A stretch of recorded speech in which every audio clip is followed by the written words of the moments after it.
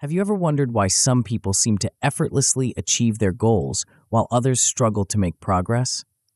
The secret lies in the power of self-discipline, and this book holds the key to unlocking that power within you. Discipline Yourself, the self-discipline blueprint. Become Unstoppable isn't just another self-help book. It's your personal roadmap to mastering the art of self-discipline and transforming your life from the inside out. Whether you're looking to boost your career, improve your health, or achieve any other personal goal, this book will show you exactly how to harness the psychology of achievement to make it happen. Inside these pages, you'll unlock the secrets to becoming the best version of yourself. Imagine waking up each day filled with purpose and drive, tackling challenges with unwavering confidence, and consistently achieving your goals. You'll discover how to tap into your inner wellspring of motivation, silence self-doubt, and maintain laser-like focus on what truly matters. This book will equip you with the mental tools to not just survive, but thrive in any situation life throws your way. But here's the thing. This book isn't just about knowledge. It's about transformation. Each chapter includes practical exercises that will help you apply what you've learned, ensuring that you're not just reading about self-discipline, but actively developing it. By mastering self-discipline, you're opening the door to a life of extraordinary possibilities. Picture yourself effortlessly achieving goals you once thought were out of reach, navigating obstacles with grace and determination, and approaching each day with an unstoppable attitude. This isn't just about improvement, it's about transformation. It's about becoming the architect of your own destiny and crafting the life you've always dreamed of living. And if you don't read this book, well, you risk leaving your untapped potential on the table, never knowing just how extraordinary your life could have been. You might continue to struggle with procrastination, lack of focus, or inconsistent results, always wondering why success seems to come so easily to others. So, are you ready to unlock the power of self-discipline and become truly unstoppable? Your journey to mastering your mind and achieving your dreams starts here. Let's dive in and transform your life together. Before we go on, make sure to subscribe to Grow to the Top and hit the notification bell to receive more exclusive insights and powerful techniques that will accelerate your personal growth and help you unlock your full potential. Chapter 1: The Foundation of Self-Discipline. In a world teeming with distractions and instant gratification, self-discipline stands as the unsung hero of success. It's the invisible force that propels ordinary individuals to extraordinary heights, the silent architect of greatness that shapes dreams into reality. But what exactly is this elusive quality, and why does it hold such immense power in determining our fate? Self-discipline is the ability to control one's thoughts, emotions, and actions in pursuit of a greater goal. It's the mental fortitude to resist immediate pleasures for long-term rewards, the inner strength to persevere when motivation wanes.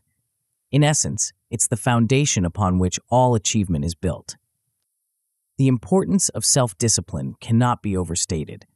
It's the common thread that weaves through the lives of high achievers across all fields, from business titans and world-class athletes to groundbreaking scientists and revered artists.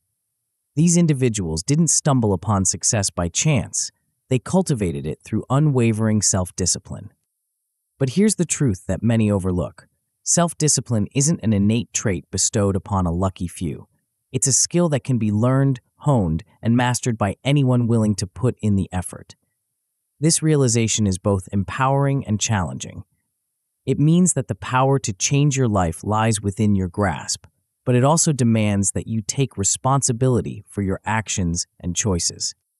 As you embark on this journey to master self-discipline, it's crucial to understand what you can expect to achieve. In the short term, as you apply the principles and techniques outlined in this book, you'll notice subtle yet significant changes. Your focus will sharpen, allowing you to concentrate on tasks for longer periods without succumbing to distractions.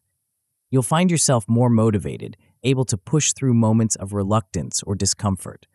Most importantly, you'll start to see tangible progress towards your goals, however small they may seem at first. But these initial improvements are just the tip of the iceberg. Over time, as you consistently practice and refine your self-discipline, the effects will compound, leading to transformative changes in your life. You'll develop a resilient mindset that views challenges not as insurmountable obstacles, but as opportunities for growth and learning. Your productivity will soar as you master the art of prioritization and time management. You'll achieve goals that once seemed out of reach, fueling your confidence and spurring you on to even greater ambitions. Perhaps most significantly, you'll experience a profound shift in your sense of personal power. No longer will you feel at the mercy of external circumstances or fleeting emotions. Instead, you'll recognize your ability to shape your destiny through conscious choices and disciplined action. This sense of agency and control is incredibly empowering, allowing you to navigate life's ups and downs with grace and determination. To fully grasp the concept of self-discipline, it's essential to dispel some common myths and misconceptions. One prevalent myth is that self-discipline is about rigid control and deprivation. In reality, true self-discipline is about aligning your actions with your values and long-term goals. It's not about punishing yourself, but about making choices that serve your higher purpose. Another misconception is that self-disciplined individuals never struggle or face temptation. The truth is that even the most disciplined people encounter challenges and moments of weakness. The difference lies in how they respond to these situations. By acknowledging the difficulty, reaffirming their commitment to their goals, and taking action despite discomfort. Some people believe that self-discipline is a personality trait that you either have or don't have. This couldn't be further from the truth. While some individuals may have a natural inclination towards disciplined behavior, self-discipline is fundamentally a skill that can be developed and strengthened over time, much like a muscle. Understanding the psychology behind self-discipline provides valuable insights into how we can cultivate this vital skill. At its core, self-discipline involves complex cognitive processes and emotional regulation. When we exercise self-discipline, we're essentially engaging in a mental balancing act between our immediate desires and our long-term objectives. The prefrontal cortex, the part of our brain responsible for executive functions like planning and decision-making, plays a crucial role in self-discipline. This region helps us override impulsive urges and make choices aligned with our goals. However, the prefrontal cortex can be easily overwhelmed by stress, fatigue, or strong emotions, which explains why maintaining self-discipline can be challenging in certain situations. Emotional regulation is another key component of self-discipline. Our emotions can significantly influence our behavior, often leading us to act in ways that conflict with our long-term interests. By developing emotional intelligence and learning to manage our feelings effectively, we can maintain self-discipline even in the face of emotional turmoil. Recent advances in neuroscience have shed light on the brain's remarkable plasticity, its ability to change and adapt based on our experiences and behaviors. This concept of neuroplasticity is crucial for understanding how we can develop and strengthen self-discipline over time. As we consistently practice self-disciplined behaviors, we're actually rewiring our brains, creating new neural pathways that make these behaviors easier and more automatic. So, what are the most important steps in developing self-discipline? The journey begins with clarity. You must identify your goals and set clear intentions. Without a compelling vision of what you want to achieve, it's difficult to summon the willpower needed to overcome obstacles and resist temptations. Next, it's crucial to understand and manage your emotional triggers. Self-discipline often falters in moments of stress, anger, or frustration. By learning to recognize these emotional states and developing strategies to cope with them, you can maintain your discipline even when faced with challenging situations. The third key step is to establish routines and habits that support your goals. Habits are powerful because they bypass the need for constant decision-making, conserving your mental energy for more important tasks. By creating a structure of positive habits, you build a foundation of discipline that carries you through each day. These steps are arranged in this specific order for a reason. Setting clear goals provides the motivation and direction necessary for the subsequent steps. Understanding your emotional landscape allows you to anticipate and overcome potential obstacles to your discipline. Finally, establishing supportive routines and habits helps to ingrain disciplined behavior into your daily life, making it increasingly effortless over time. As we conclude this chapter, remember that the journey to self-discipline is not about achieving perfection. It's about progress, consistency, and resilience. You will face setbacks and moments of weakness. This is an inevitable part of the process. What matters is how you respond to these challenges, learning from each experience and recommitting to your path. The principles and techniques you'll discover in the following chapters will equip you with the tools to build unshakable self-discipline. But knowledge alone is not enough. True transformation comes from consistent application and practice. As you turn the page to the next chapter, prepare to delve deeper into the mindset that underpins lasting self-discipline. You're about to uncover the powerful mental shifts that will set the stage for your journey to becoming unstoppable. Chapter 2: Cultivating a Success-Oriented Mindset. Your mind is the battleground where the war for self-discipline is won or lost. The thoughts you entertain, the beliefs you hold, and the attitudes you adopt shape your reality more profoundly than any external circumstance. This is why cultivating a success-oriented mindset is not just important, it's absolutely crucial for developing and maintaining self-discipline. A success-oriented mindset serves as the fertile soil in which self-discipline can take root and flourish. It provides the mental framework that allows you to interpret challenges as opportunities, view failures as stepping stones, and maintain unwavering faith in your ability to achieve your goals. Without this foundational mindset, even the most rigorous attempts at self-discipline are likely to falter in the face of adversity. At the heart of a success-oriented mindset lies the distinction between a fixed mindset and a growth mindset, a concept pioneered by psychologist Carol Dweck. Those with a fixed mindset believe that their abilities and intelligence are static traits, unchangeable regardless of effort. They shy away from challenges, fearing that failure will expose their limitations. In contrast, individuals with a growth mindset view their abilities as malleable, capable of development through dedication and hard work. They embrace challenges as opportunities to learn and grow. The implications of these mindsets on self-discipline are profound. A person with a fixed mindset might give up at the first sign of difficulty, believing they lack the innate ability to succeed. Someone with a growth mindset, however, will persist in the face of obstacles, viewing them as necessary steps in the learning process. This resilience is a cornerstone of self-discipline. Transitioning from a fixed to a growth mindset is a pivotal step in cultivating self-discipline. It begins with awareness, recognizing the voice of the fixed mindset when it speaks to you. When you catch yourself thinking, "I can't do this," or "I'm not good at this," pause and reframe. Add the word "yet" to the end of these statements. "I can't do this yet" acknowledges your current limitations while leaving room for future growth. Next, embrace the power of "yet" in your daily life. When faced with a challenge, instead of saying, "I don't know how to handle this," say, "I don't know how to handle this yet, but I'm going to figure it out."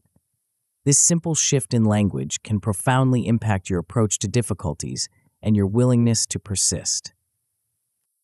Another crucial aspect of a success-oriented mindset is abundance thinking. Many people operate from a scarcity mentality, believing that success is a finite resource. If someone else succeeds, it diminishes their own chances of success. This mindset breeds competition, jealousy, and a reluctance to share knowledge or opportunities. It also undermines self-discipline by fostering a sense of futility. Why bother putting in the effort if success is so scarce? Abundance thinking, on the other hand, recognizes that success is not a zero-sum game. It acknowledges that there are enough opportunities, resources, and success to go around. This mindset promotes collaboration, generosity, and a sense of possibility. When you believe in abundance, you're more likely to persist in your efforts, knowing that success is available to those who work for it. To cultivate abundance thinking, start by practicing gratitude. Regularly acknowledging the good things in your life, no matter how small, trains your mind to focus on abundance rather than lack. Challenge scarcity-based thoughts when they arise. If you find yourself thinking, "I'll never get ahead in my career," reframe it to, "There are countless opportunities for growth and advancement in my field. I just need to identify and seize them." Embracing challenges is another critical component of a success-oriented mindset. Many people instinctively shy away from difficulties, seeing them as threats to their comfort or self-esteem. However, challenges are the crucible in which self-discipline is forged. They provide the resistance necessary for growth, much like how weights provide the resistance needed to build muscle. Reframing obstacles as opportunities is a powerful technique for embracing challenges. When faced with a difficult task or situation, instead of asking, "Why is this happening to me?" ask, "What can I learn from this? How can this experience make me stronger?" This shift in perspective transforms challenges from sources of stress into catalysts for growth. Developing resilience goes hand in hand with embracing challenges. Resilience is the ability to bounce back from setbacks, to maintain your course despite adversity. It's a crucial quality for anyone seeking to cultivate self-discipline, as the path to any worthwhile goal is inevitably strewn with obstacles. To build resilience, start by accepting that setbacks and failures are a normal part of any journey towards success. Instead of being discouraged by them, view them as valuable feedback. Analyze what went wrong, extract the lessons, and use that knowledge to inform your next attempt. Remember, every successful person has a history of failures. What sets them apart is their ability to learn and persevere. Practical exercises can help reinforce these mindset shifts. Daily affirmations, when done consistently and with genuine belief, can help rewire your thought patterns. Create affirmations that reinforce a growth mindset, abundance thinking, and resilience. For example, "I embrace challenges as opportunities to learn and grow," or "There are abundant opportunities for success in my life." Journaling about challenges faced and lessons learned is another powerful tool. At the end of each day, reflect on the difficulties you encountered. Write about how you handled them, what you learned, and how you might approach similar situations in the future. This practice not only reinforces a growth mindset, but also helps you track your progress over time. As with any significant change, cultivating a success-oriented mindset comes with its own set of challenges. One common pitfall is falling back into fixed mindset thinking, especially when faced with significant setbacks. It's crucial to remember that changing your mindset is a process, not an event. Be patient with yourself and view any lapses into old thinking patterns as opportunities to practice your new mindset. To stay on track, regularly engage in self-reflection. Take time to examine your thoughts and beliefs, especially when you're struggling with self-discipline. Are you viewing the situation through the lens of a fixed or growth mindset? Are you operating from a place of scarcity or abundance? This awareness allows you to make conscious choices about your mindset. Seeking feedback from others can also be immensely helpful. Sometimes we're too close to our own thoughts and behaviors to see them clearly. Trusted friends, mentors, or coaches can provide valuable outside perspectives, helping you identify areas where your mindset might be holding you back. As we close this chapter, remember that cultivating a success-oriented mindset is an ongoing process. It requires consistent effort and conscious choice.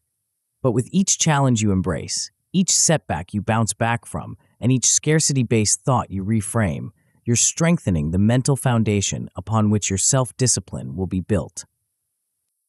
The mindset you've begun to cultivate here is the lens through which you'll view all your efforts towards self-discipline. It will determine how you interpret challenges, how you respond to setbacks, and ultimately, how successful you'll be in achieving your goals. But a success-oriented mindset, powerful as it is just the beginning. In the next chapter, we'll explore how to tap into an equally crucial element of self-discipline: intrinsic motivation. Prepare to discover the driving force that will propel you towards your goals, even when the path gets tough. Chapter 3: Developing Intrinsic Motivation. Imagine a force so powerful that it can drive you to pursue your goals relentlessly, even in the face of obstacles and setbacks. A force that doesn't rely on external rewards or punishments, but comes from within, fueled by your own desires and values. This force is intrinsic motivation, and it's the engine that powers lasting self-discipline. Intrinsic motivation is crucial for self-discipline because it provides a sustainable source of energy and commitment. While external motivators like rewards or fear of punishment can be effective in the short term, they often lead to burnout or resentment over time. Intrinsic motivation, on the other hand, taps into your core values and passions, creating a sense of purpose that can sustain your efforts over the long haul. To truly understand the power of intrinsic motivation, it's essential to distinguish it from its counterpart, extrinsic motivation. Extrinsic motivation relies on external factors to drive behavior. It's the carrot and stick approach. Do this, and you'll get a reward. Fail to do it, and you'll face negative consequences. While extrinsic motivation can be effective in certain situations, it often leads to a sense of obligation or pressure rather than genuine enthusiasm. Intrinsic motivation, in contrast, comes from within. It's driven by personal interest, enjoyment, or alignment with one's values. When you're intrinsically motivated, you engage in an activity because it's inherently satisfying or meaningful to you, not because of what you'll gain or avoid externally. The benefits of intrinsic motivation are far-reaching. Research has shown that individuals who are intrinsically motivated tend to be more creative, persistent, and satisfied with their work. They're more likely to seek out challenges and less likely to be deterred by setbacks. In the context of self-discipline, intrinsic motivation provides the sustained drive needed to stick with difficult tasks and long-term goals. So how can you cultivate intrinsic motivation? The journey begins with self-reflection and a deep dive into your core values and passions.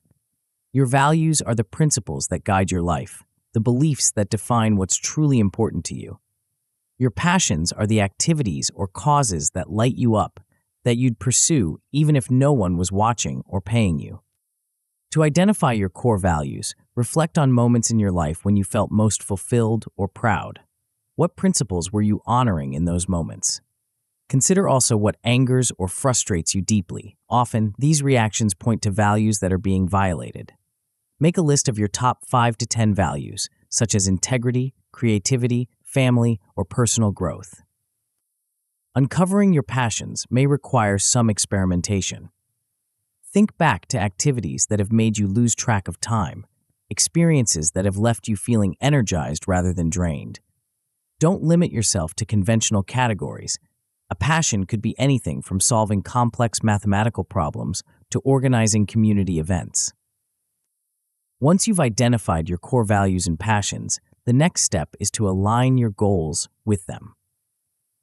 This alignment is where the magic of intrinsic motivation happens.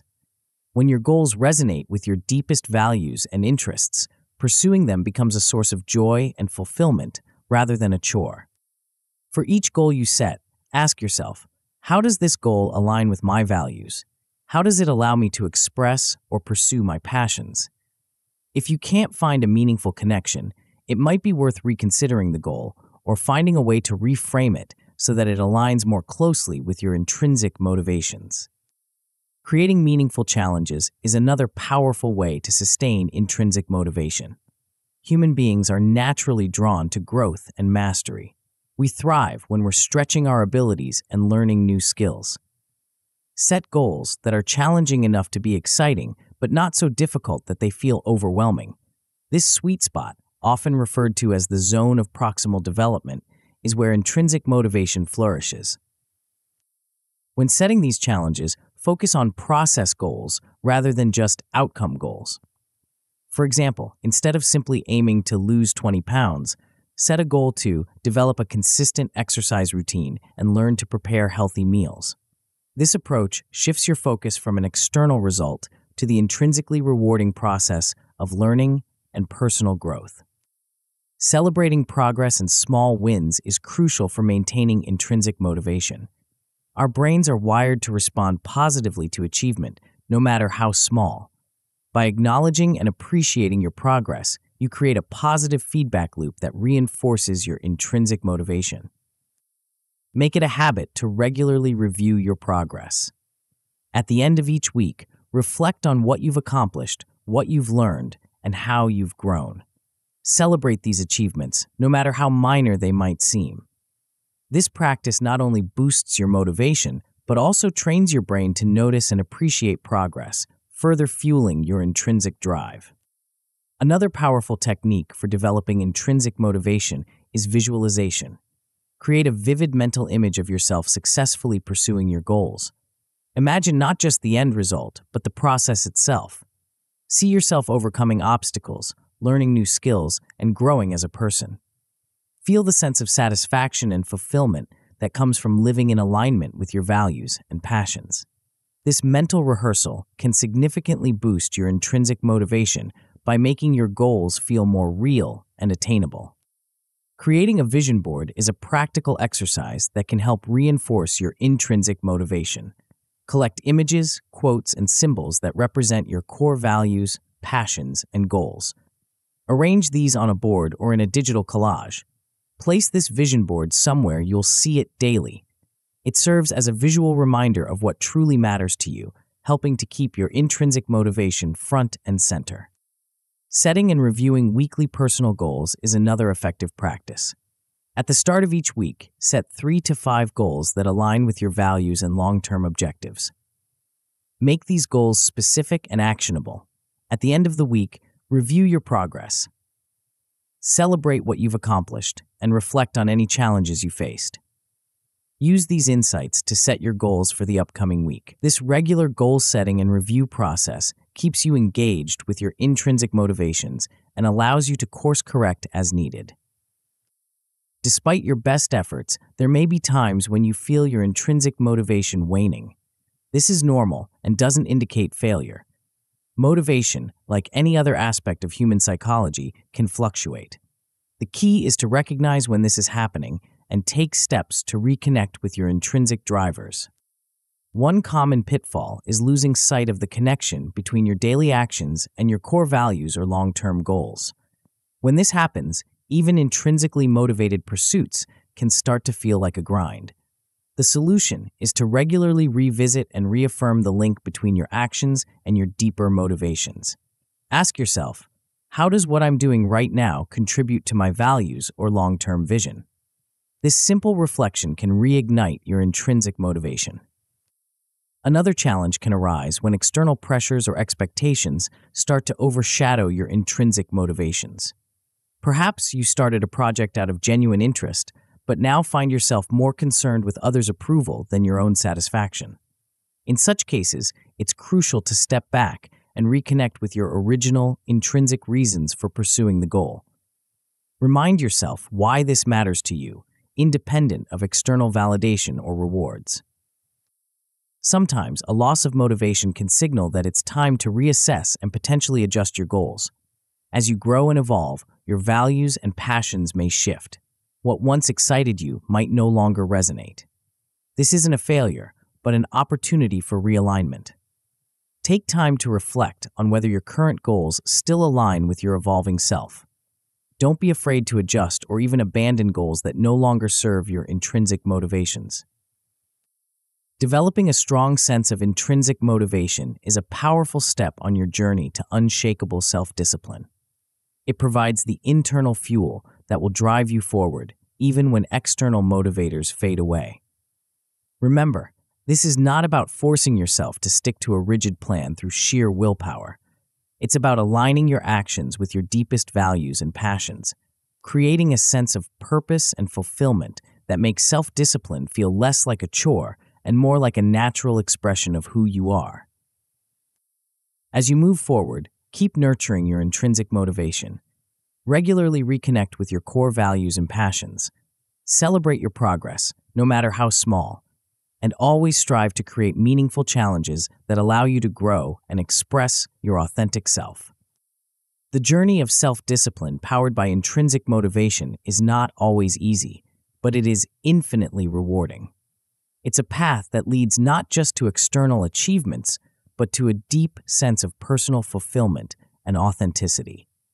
As you continue to develop your intrinsic motivation, you're laying the groundwork for lasting change and setting yourself up for success in all areas of your life.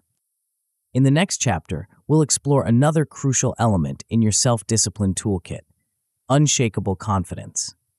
You'll discover how to build and maintain the self-assurance needed to pursue your goals relentlessly, even in the face of doubt and adversity. Prepare to unlock the power of unwavering belief in yourself and your abilities. Chapter 4: Building Unshakable Confidence. Confidence is the silent force that propels individuals to greatness. It's the unwavering belief in oneself that turns obstacles into stepping stones and transforms dreams into reality. In the realm of self-discipline, confidence is not just an asset, it's a necessity. It's the foundation upon which all your efforts are built, the fuel that keeps you going when challenges arise. But what exactly is confidence, and why is it so crucial for self-discipline? At its core, confidence is a deep-seated belief in your abilities, your judgment, and your capacity to handle whatever life throws your way. It's not about arrogance or an inflated sense of self-importance. Rather, it's a quiet certainty that you are capable of growth, learning, and achievement. The relationship between confidence and self-discipline is symbiotic. Confidence gives you the courage to set ambitious goals and the resilience to pursue them in the face of setbacks. It allows you to take risks, to step out of your comfort zone, and to persist when things get tough. In turn, as you exercise self-discipline and make progress towards your goals, your confidence grows, creating a positive feedback loop that propels you further along your path to success. Understanding the psychology of self-confidence provides valuable insights into how we can cultivate and strengthen this essential quality. Confidence is not a fixed trait. It's a mental state that can be developed and enhanced over time. It's influenced by our thoughts, our experiences, and the way we interpret the world around us. From a cognitive perspective, confidence is closely tied to our beliefs and self-talk. The stories we tell ourselves about our abilities and worth have a profound impact on our confidence levels. Negative self-talk, those internal criticisms and doubts that plague many of us, can erode confidence and undermine our efforts at self-discipline. On the other hand, positive self-talk and empowering beliefs can boost our confidence and strengthen our resolve. Emotionally, confidence is linked to our sense of self-worth and our ability to regulate our emotions. When we feel good about ourselves and believe in our inherent value, we're more likely to approach challenges with confidence. Additionally, the ability to manage our emotions, to stay calm under pressure, and to bounce back from disappointments is a key component of unshakable confidence. The impact of confidence on achievement cannot be overstated. Numerous studies have shown that individuals with higher levels of self-confidence tend to perform better across various domains, from academics to athletics to professional pursuits. This is not because confident people are inherently more skilled or talented. Rather, their confidence allows them to fully utilize their abilities, to persist in the face of challenges, and to learn and grow from their experiences. Confident individuals are more likely to set ambitious goals and to take the necessary actions to achieve them. They're less hindered by fear of failure or rejection, which allows them to take calculated risks and seize opportunities. When faced with setbacks, confident people are more likely to view them as temporary obstacles rather than permanent defeats, enabling them to maintain their motivation and discipline. So how can we build this unshakable confidence that is so crucial for self-discipline? The journey begins with identifying and addressing negative self-talk. We all have an inner critic, that voice that points out our flaws, doubts our abilities, and catastrophizes potential outcomes. The first step in building confidence is to become aware of this negative self-talk. Pay attention to your internal dialogue, especially in challenging situations. Are you encouraging yourself, or are you predicting failure? Are you focusing on your strengths or dwelling on your weaknesses? Once you've identified these negative thought patterns, you can begin to challenge and reframe them. Cognitive restructuring is a powerful technique for transforming negative self-talk into more balanced and empowering thoughts. When you catch yourself engaging in negative self-talk, pause and ask yourself, is this thought based on fact or feeling? Is there evidence to support or refute this belief? What would I say to a friend in this situation? By questioning and reframing your negative thoughts, you can gradually shift your internal dialogue to one that supports confidence and self-discipline. Setting and achieving realistic goals is another crucial strategy for building confidence. Start with small, achievable goals that align with your larger objectives. As you consistently meet these goals, you'll build a track record of success that bolsters your confidence. Remember, the key is consistency. It's better to set a modest goal that you can achieve regularly than an ambitious one that you struggle to meet. As you work towards your goals, make sure to acknowledge and celebrate your progress along the way. Too often, we focus solely on the end result, overlooking the small victories and improvements we make daily. By recognizing and appreciating these incremental successes, you reinforce your confidence and motivation. Positive self-affirmations can be a powerful tool for building confidence when used correctly. The key is to create affirmations that are specific, realistic, and aligned with your values and goals. Instead of vague statements like, I am confident, try more specific affirmations such as, I am capable of learning new skills and overcoming challenges. Repeat these affirmations daily, ideally while looking at yourself in the mirror. Over time, these positive statements can help reshape your self-perception and boost your confidence. Visualization is another effective technique for building confidence. Spend time each day visualizing yourself successfully pursuing your goals. See yourself overcoming obstacles, making progress, and ultimately achieving what you've set out to do. This mental rehearsal not only boosts your confidence, but also primes your brain for success, making it easier to take action in real life. While these strategies can significantly boost your confidence, it's important to be prepared for potential setbacks. Even the most confident individuals experience moments of self-doubt or failure. The key is how you respond to these challenges. When faced with a setback, resist the urge to interpret it as a reflection of your worth or abilities.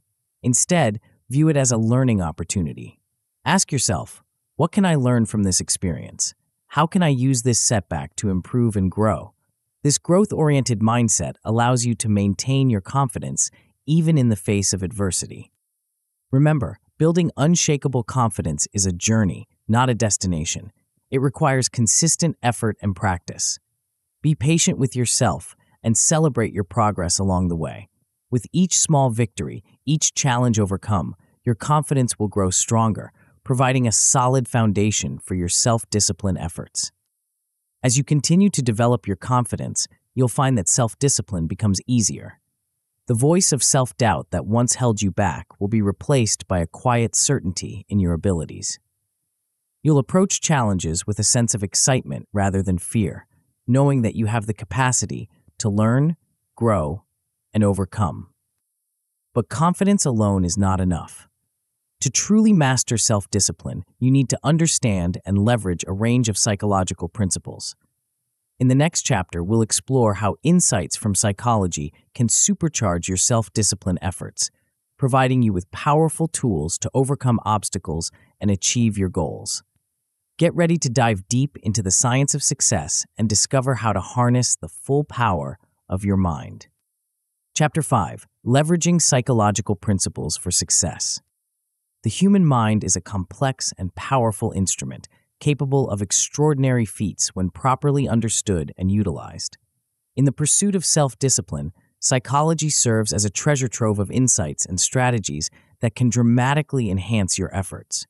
By understanding and leveraging key psychological principles, you can optimize your mindset, behaviors, and ultimately, your results. The importance of psychology in self-discipline cannot be overstated. It provides the framework for understanding why we behave the way we do, what motivates us, and how we can effectively change our habits and thought patterns. By applying psychological principles, we can work with our natural tendencies rather than against them, making self-discipline feel less like a constant struggle and more like a natural part of our lives.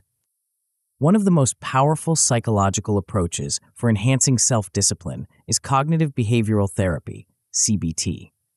At its core, CBT is based on the idea that our thoughts, feelings, and behaviors are interconnected, and by changing one, we can influence the others. This approach is particularly useful for identifying and challenging limiting beliefs that may be holding you back from achieving your goals. To apply CBT principles to your self-discipline efforts, start by identifying your limiting beliefs. These are the negative thoughts or assumptions that undermine your confidence and motivation. Common limiting beliefs might include, "I'm not disciplined enough to achieve my goals," or "I always give up when things get tough." Once you've identified these limiting beliefs, the next step is to challenge them. Look for evidence that contradicts these beliefs. Have there been times when you've demonstrated discipline? Can you think of instances where you persevered despite difficulties? By actively seeking out evidence that refutes your limiting beliefs, you begin to weaken their hold on you. The final step in this process is to replace these limiting beliefs with more empowering ones. For example, you might replace "I'm not disciplined enough" with "I am capable of developing strong self-discipline through consistent effort and practice." These new beliefs should be realistic and based on evidence, not just positive thinking. As you consistently challenge and replace your limiting beliefs, you'll find that your thoughts naturally become more supportive of your self-discipline efforts.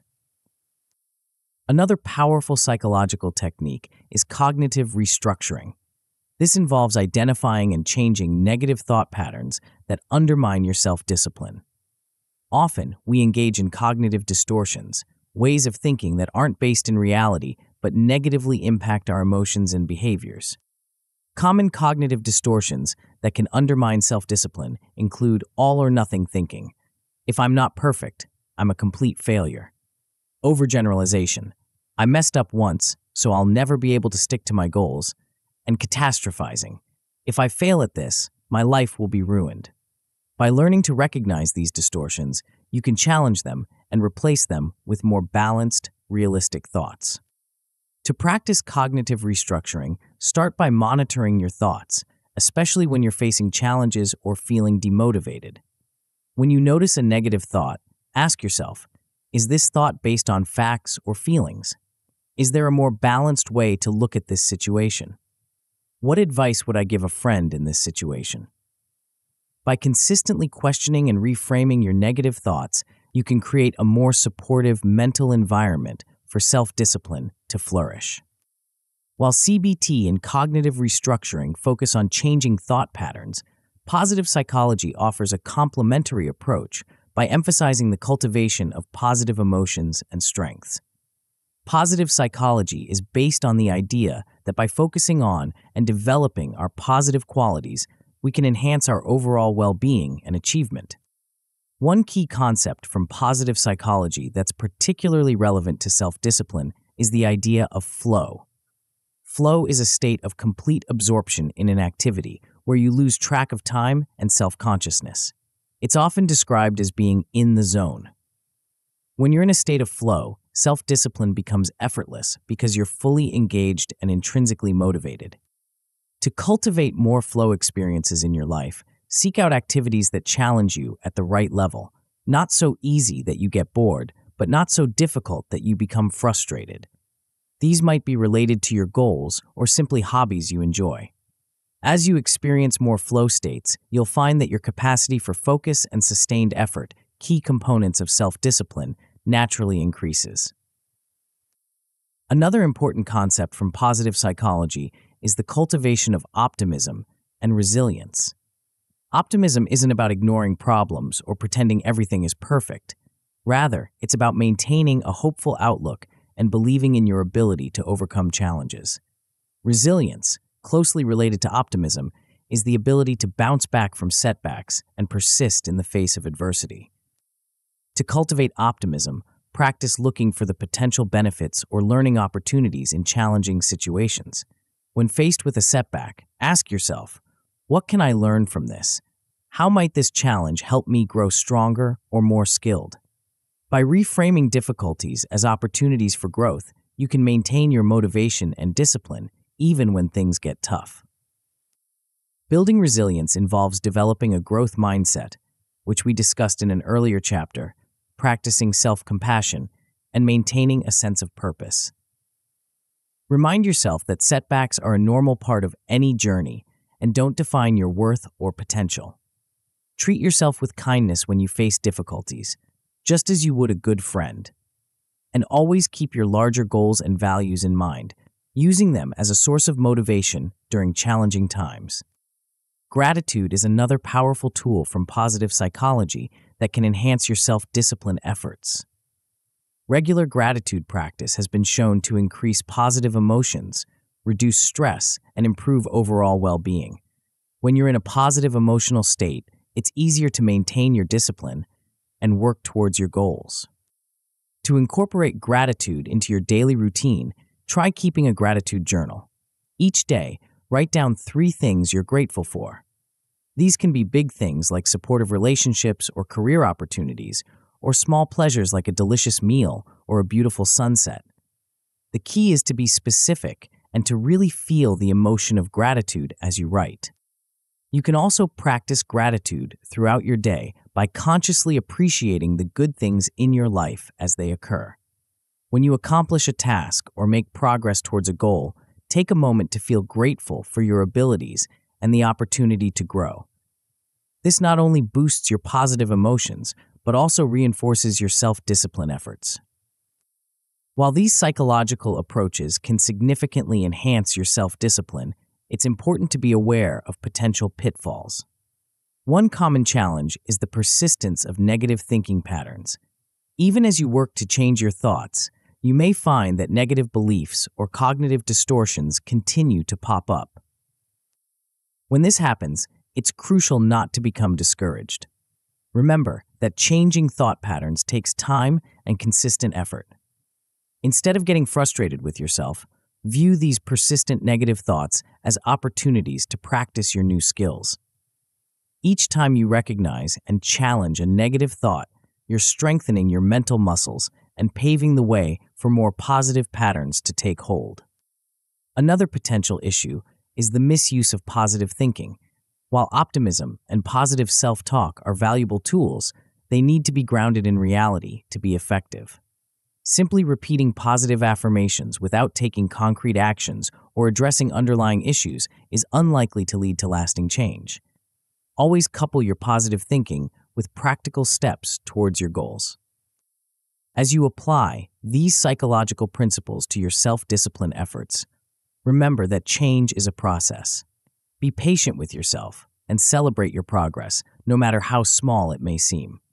Each time you challenge a limiting belief, reframe a negative thought, or practice gratitude, you're rewiring your brain for greater self-discipline and success. The journey of self-discipline is as much about managing your mind as it is about controlling your actions. By leveraging these psychological principles, you're equipping yourself with powerful tools to overcome obstacles, stay motivated, and achieve your goals. You're not just developing self-discipline, you're cultivating a mindset geared for success in all areas of your life. As we move forward, we'll explore how to translate these psychological insights into concrete habits and routines. In the next chapter, we'll delve into the science of habit formation, uncovering how you can harness the power of habits to make self-discipline an automatic part of your daily life. Get ready to transform your behaviors and supercharge your path to success. Chapter 6: The Science of Habit Formation. In the grand tapestry of self-discipline, habits are the individual threads that, when woven together, create a strong and enduring fabric of success. Habits are the building blocks of our daily lives, the automatic behaviors that shape our actions and ultimately our outcomes. Understanding and harnessing the power of habit formation is crucial for anyone seeking to master self-discipline and achieve lasting change. The importance of habits in self-discipline cannot be overstated. When we rely solely on willpower to maintain discipline, we're fighting an uphill battle. Willpower is a finite resource that can be depleted over the course of a day. Habits, on the other hand, operate largely on autopilot, requiring minimal conscious effort once established. By transforming self-disciplined behaviors into habits, we can sustain our efforts over the long term without constant mental strain. To truly leverage the power of habits, we need to understand the science behind how they form and operate. At the core of every habit is what psychologists call the habit loop, a three-part process consisting of a cue, a routine, and a reward. The cue is the trigger that initiates the habit. This could be a time of day, a particular location, an emotional state, or the presence of certain people. For example, the sight of your running shoes by the door might be a cue to go for a morning jog. The routine is the behavior itself, the action you take in response to the cue. In our example, this would be the act of putting on your shoes and going for a run. The reward is the positive outcome that reinforces the habit. This could be a tangible benefit, like improved fitness, or something more immediate, like the endorphin rush from exercise. Understanding this habit loop is crucial because it allows us to deconstruct our existing habits and construct new ones intentionally. By identifying the cues that trigger undesirable habits and creating new routines with satisfying rewards, we can reshape our behavior patterns to support our self-discipline goals. One powerful strategy for habit formation is known as habit stacking. This involves linking a new habit you want to form with an existing habit that's already well established. For example, if you already have a habit of making coffee every morning, you might stack a new habit of reading for 10 minutes onto this existing routine. The cue for your reading habit becomes the act of finishing your coffee, making it easier to remember and implement the new behavior. Another effective technique is the use of implementation intentions. This involves planning out the specific details of when and where you'll perform a new habit. Instead of simply saying, "I'll exercise more," you create a specific plan. "I'll go for a 30-minute run every Monday, Wednesday, and Friday at 7 a.m. Research has shown that people who use implementation intentions are significantly more likely to follow through on their intentions and form lasting habits. When it comes to breaking bad habits that undermine your self-discipline, understanding the habit loop is equally important. Often, we focus solely on trying to eliminate the routine, the behavior itself, without addressing the cue that triggers it or finding a new way to obtain the reward. This approach rarely works in the long term. Instead, a more effective strategy is to identify the cue that triggers the undesired habit and then create a new routine that provides a similar reward. For example, if you have a habit of snacking on junk food when you're stressed, the cue, you might replace that routine with a short meditation session or a brisk walk. These new routines can provide stress relief, the reward, without the negative consequences of the original habit. It's important to note that forming new habits or breaking old ones takes time and consistency.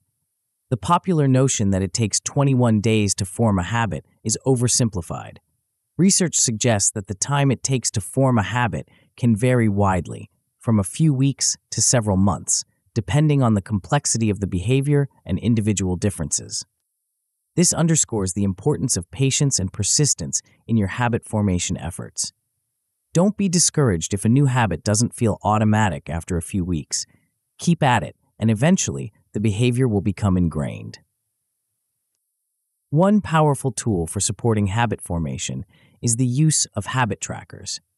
These can be as simple as marking an X on a calendar each day you perform your desired habit, or as sophisticated as using a habit tracking app on your smartphone. The act of tracking your habits serves multiple purposes. It provides a visual reminder of your commitment, offers a sense of accomplishment as you see your streak grow, and allows you to identify patterns or obstacles in your habit formation journey. Another crucial aspect of successful habit formation is creating an environment that supports your goals. Our surroundings have a profound impact on our behavior, often in ways we don't consciously realize.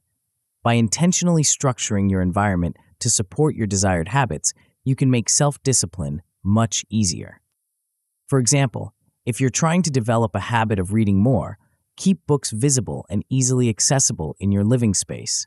If you want to eat healthier, stock your kitchen with nutritious foods and keep less healthy options out of sight.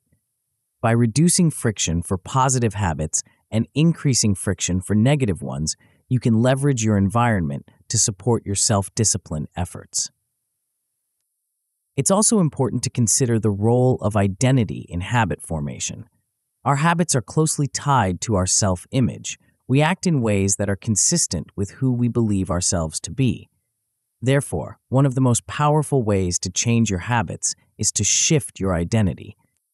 Instead of focusing solely on the behavior you want to change, consider the type of person you want to become. If you want to develop a habit of regular exercise, start thinking of yourself as someone who prioritizes fitness rather than someone trying to exercise more. This shift in identity can make your new habits feel more natural and sustainable. While these strategies can significantly enhance your ability to form positive habits, it's important to be prepared for potential challenges. One common pitfall is trying to change too many habits at once. This can quickly become overwhelming and lead to burnout or discouragement. Instead, focus on one or two key habits at a time. Choose habits that will have the biggest impact on your self-discipline goals and work on consistently implementing them before moving on to others. Remember, success builds upon success. As you successfully establish one habit, you'll gain confidence and momentum to tackle others. Another challenge is dealing with setbacks or habit relapse. It's normal to occasionally slip back into old patterns, especially when you're stressed or your routine is disrupted. The key is not to let these temporary setbacks derail your entire effort. If you find yourself falling back into old habits, don't waste energy on self-criticism. Instead, treat it as a learning opportunity. Analyze what led to the lapse. Was it a particular trigger, a change in your environment, or an emotional state? Use this information to refine your strategy and get back on track. Remember the concept of never miss twice. If you miss a day of your new habit, make it a priority to get back on track the next day. This approach helps prevent a temporary slip from turning into a complete abandonment of your efforts. As you work on forming new habits, it's crucial to regularly review and adjust your approach. What works for one person or in one situation may not work for another. Be willing to experiment with different cues, routines, and rewards until you find what works best for you. Also, be prepared for the possibility that your goals or circumstances may change over time. A habit that serves you well now may need to be adjusted or replaced in the future. Regular self-reflection can help you ensure that your habits continue to align with your evolving goals and values. Ultimately, the science of habit formation offers a powerful toolkit for enhancing self-discipline. By understanding the habit loop, leveraging strategies like habit stacking and implementation intentions, and creating an environment that supports your goals, you can transform self-discipline from a constant struggle into a series of automatic behaviors. As you continue to apply these principles, you'll find that self-discipline becomes less about forcing yourself to do things you don't want to do, and more about aligning your automatic behaviors with your long-term goals and values. You're not just developing self-discipline, you're reshaping your entire way of being. In the next chapter, we'll explore another powerful tool in your self-discipline arsenal, the art of visualization. You'll discover how to harness the power of your mind's eye to enhance your motivation, overcome obstacles, and accelerate your progress towards your goals. Get ready to unlock the extraordinary potential of your imagination in service of your self-discipline journey. Chapter 7. The Power of Visualization. In the realm of self-discipline, your mind is your most potent ally. And within the vast landscape of mental techniques, visualization stands out as a particularly powerful tool. Far from mere daydreaming, visualization is a structured and purposeful practice that can dramatically enhance your ability to maintain discipline, overcome obstacles, and achieve your goals. Visualization, at its core, is the act of creating vivid mental images of what you want to achieve. It's about engaging all your senses to create a multidimensional experience in your mind. When done correctly, visualization can be so immersive that your brain responds as if you're actually performing the visualized actions in real life. But why is visualization so important for self-discipline? The answer lies in the intricate workings of our brains. When we visualize an action, our brains fire in patterns similar to those activated when we actually perform that action. This neurological mimicry creates mental pathways that make it easier for us to perform the visualized actions in reality. Moreover, visualization helps to bridge the gap between our current reality and our desired future. It makes our goals feel more tangible and attainable, which in turn boosts our motivation and strengthens our resolve.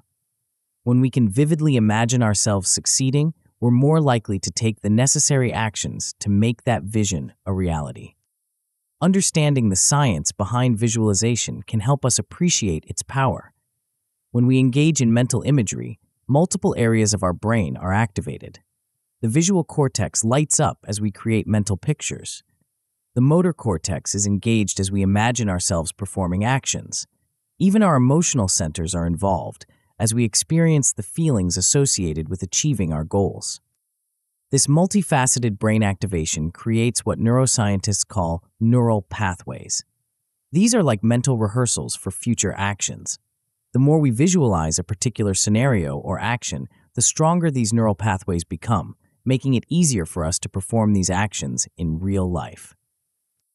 Research has shown that visualization can improve performance in various domains, from sports to academic achievement to personal development. Athletes who use visualization techniques have been found to perform better than those who don't. Students who visualize themselves succeeding in exams tend to achieve higher scores, and individuals who regularly visualize their goals are more likely to take consistent action towards achieving them. So, how can we harness this powerful tool to enhance our self-discipline? There are two main types of visualization techniques that are particularly effective: process visualization and outcome visualization. Process visualization involves mentally rehearsing the steps needed to achieve your goal. This technique is about visualizing yourself going through the motions of your disciplined behaviors. For example, if your goal is to develop a consistent exercise routine, you might visualize yourself waking up early, putting on your workout clothes, going to the gym, and completing your workout. The key to effective process visualization is to make it as detailed and multisensory as possible. Imagine the feel of the cool morning air on your skin as you step out of bed. Hear the sound of your feet hitting the treadmill. Feel the burn in your muscles as you push through your last set of squats. The more vivid and detailed your visualization, the more effective it will be in priming your brain for action. Outcome visualization, on the other hand, focuses on imagining the successful achievement of your goals. This involves creating a clear and compelling mental image of what success looks like for you. If your goal is to write a book, visualize yourself holding the finished product in your hands. Imagine the weight of the book, the texture of the cover, the pride you feel as you flip through the pages you've written. Both process and outcome visualization have their place in enhancing self-discipline. Process visualization helps to familiarize your mind with the actions required to achieve your goals, making it easier to initiate and maintain disciplined behaviors. Outcome visualization, meanwhile, strengthens your motivation by making the rewards of your discipline feel more real and attainable. To integrate visualization into your daily routine, consider setting aside dedicated time each day for this practice. Many people find it helpful to visualize first thing in the morning, as it sets a positive and focused tone for the day ahead. Others prefer to visualize before bed, allowing their subconscious mind to work on their goals as they sleep. Start with short sessions of 5 to 10 minutes and gradually increase the duration as you become more comfortable with the practice. Find a quiet, comfortable space where you won't be disturbed. Close your eyes and take a few deep breaths to center yourself before beginning your visualization. As you visualize, engage all your senses. Don't just see yourself achieving your goals. Hear the sounds associated with your success. Feel the emotions, smell and taste the victory. The more senses you engage, the more powerful and effective your visualization will be. It can be helpful to combine visualization with affirmations. As you visualize yourself taking disciplined actions or achieving your goals, repeat positive statements that reinforce your ability to succeed. For example, I am capable of maintaining strong self-discipline, or I consistently take actions that bring me closer to my goals. Another powerful technique is to create a vision board, a physical representation of your goals and aspirations. This can serve as a tangible focal point for your visualization practice. Include images, words, and symbols that represent your goals and the person you want to become. Place your vision board somewhere you'll see it daily, and spend time each day studying it and visualizing yourself living out the reality it represents. While visualization is a powerful tool, it's important to remember that it's not a magic solution. Visualization alone won't make your goals materialize. It must be coupled with consistent action. The purpose of visualization is to prime your mind and motivate you to take the necessary steps towards your goals. One potential pitfall to be aware of is the risk of using visualization as a form of escapism. It can be tempting to spend time visualizing success rather than doing the hard work required to achieve it. Remember that visualization is a tool to enhance your action, not a substitute for it. Another challenge you might face is difficulty in maintaining consistent visualization practice. Like any habit, regular visualization requires discipline. Ironically enough, you might find your mind wandering or struggle to create vivid mental images, especially when you're first starting out. If you find yourself struggling with consistency, try linking your visualization practice to an existing habit. Remember habit stacking from the previous chapter? For example, you might visualize while drinking your morning coffee or right after brushing your teeth at night. If you have trouble creating clear mental images, start small. Begin by visualizing simple objects or short, easy tasks. As you practice, you'll find it becomes easier to create more complex and detailed visualizations.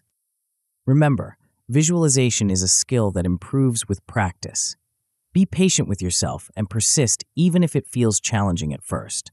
Over time, you'll likely find that your visualizations become more vivid, detailed, and emotionally engaging.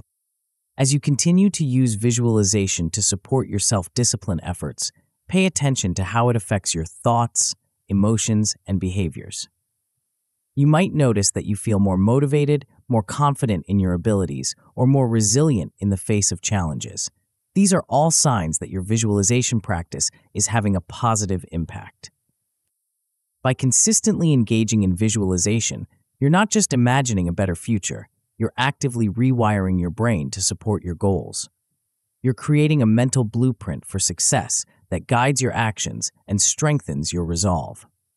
In essence, you're using the power of your mind to become the disciplined, successful person you aspire to be. As we move forward, we'll explore another powerful mental tool that complements visualization beautifully: mindfulness.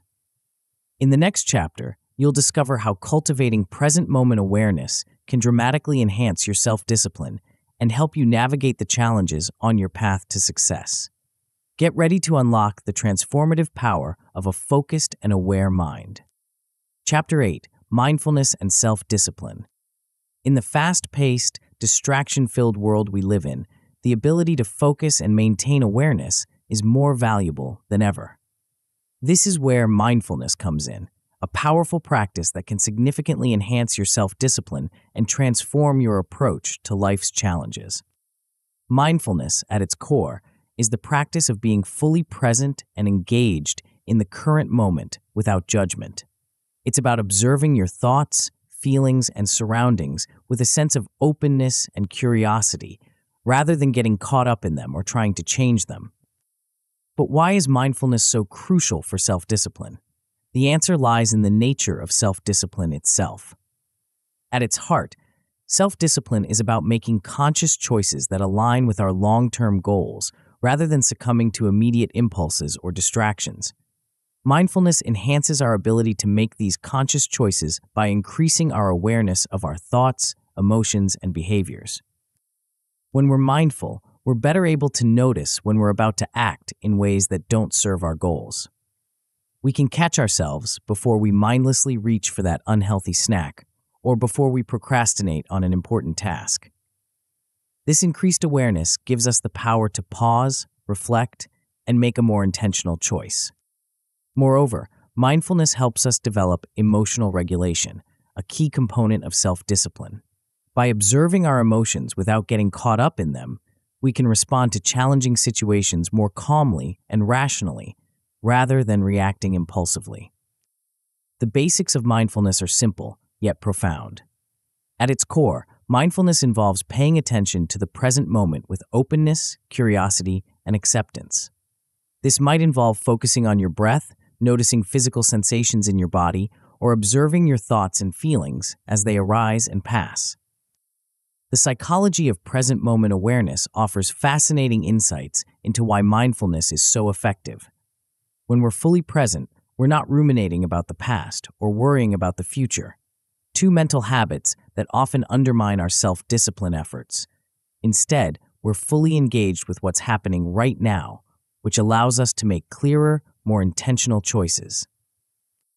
Research has shown that regular mindfulness practice can actually change the structure and function of our brains.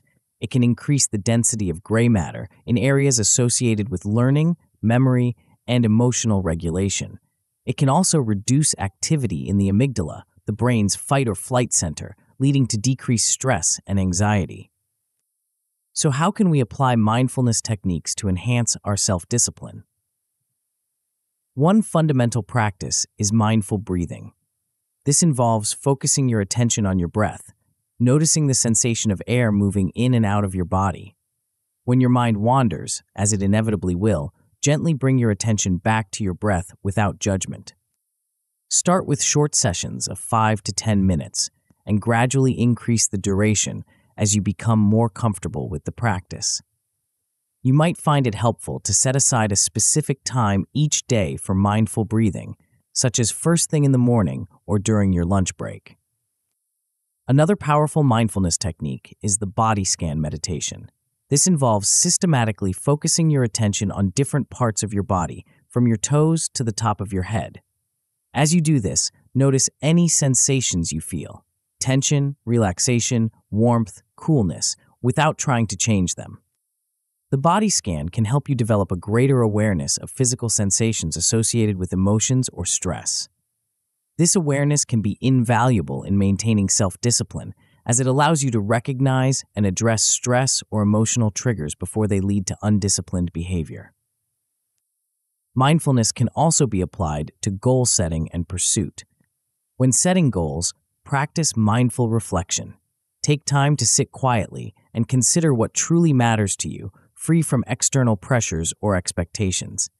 This can help you set goals that are genuinely aligned with your values and aspirations, making it easier to maintain discipline in pursuing them. As you work towards your goals, use mindfulness to stay present and focused. When you're working on a task, give it your full attention. If you notice your mind wandering, gently bring it back to the task at hand. This mindful focus can significantly boost your productivity and the quality of your work. Mindfulness can also help you maintain concentration and avoid distractions. When you feel the urge to check your phone or engage in some other form of procrastination, pause and take a few mindful breaths. Notice the urge without immediately acting on it. Often, you'll find that the urge passes, allowing you to refocus on your task. One of the most powerful applications of mindfulness for self-discipline is in managing cravings and impulses. When you feel a strong urge to engage in behavior that doesn't align with your goals, whether it's overeating, oversleeping, or any other form of self-indulgence, practice the urge surfing technique. Urge surfing involves observing your craving mindfully, as if you're riding a wave. Notice the physical sensations associated with the craving, any thoughts or emotions that arise, without trying to fight or suppress them. Cravings, like waves, tend to rise, peak, and then subside if we don't act on them. By mindfully observing your cravings, you can learn to let them pass without giving in to them. While these mindfulness techniques can significantly enhance your self-discipline, it's important to be prepared for challenges. One common difficulty is the tendency for your mind to wander during mindfulness practice. This is completely normal and doesn't mean you're bad at mindfulness. In fact, noticing that your mind has wandered and gently bringing it back to the present moment is the essence of the practice. Another challenge you might face is finding time for formal mindfulness practice in your busy schedule. Remember that mindfulness doesn't always require long meditation sessions. You can practice mindfulness in small moments throughout your day, while eating, walking, or even waiting in line. These mindful moments can add up to make a significant difference in your overall awareness and self-discipline. You might also encounter resistance or skepticism from your own mind. Thoughts like, "This isn't working," or "I don't have time for this," may arise. When this happens, try to observe these thoughts mindfully without getting caught up in them. Remember that mindfulness is a skill that develops over time, and be patient with yourself as you learn. As you continue to integrate mindfulness into your self-discipline practice, you may notice some unexpected benefits. Many people report feeling calmer and more centered in their daily lives. You might find that you're better able to handle stress and unexpected challenges. Your relationships may improve as you become more present and attentive in your interactions with others. Moreover, mindfulness can lead to a greater sense of overall well-being and life satisfaction. By learning to be present and accepting of each moment, you may find yourself less caught up in regrets about the past or anxieties about the future. This can lead to a deeper appreciation of life and a stronger sense of purpose, which in turn can fuel your self-discipline efforts. Remember, the goal of mindfulness isn't to eliminate all thoughts or achieve a state of perpetual calm. Rather, it's about developing a different relationship with your thoughts and experiences, one of openness, curiosity, and non-judgment.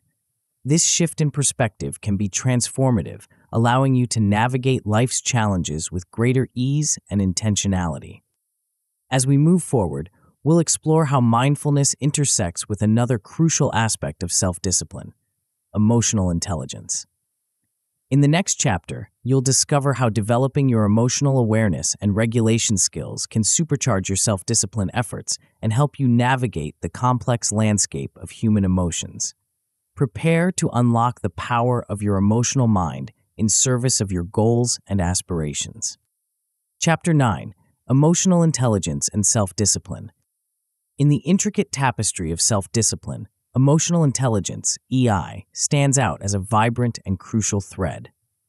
While often overlooked in discussions about discipline and achievement, emotional intelligence plays a pivotal role in our ability to maintain focus, overcome obstacles, and persistently pursue our goals. Emotional intelligence, at its core, is the ability to recognize, understand, and manage our own emotions, as well as to recognize, understand, and influence the emotions of others. It's about being smart with feelings, both our own and those of the people around us. But why is emotional intelligence so important for self-discipline? The answer lies in the profound influence our emotions have on our thoughts and behaviors. Our emotions can be powerful motivators, driving us to take action and persist in the face of challenges.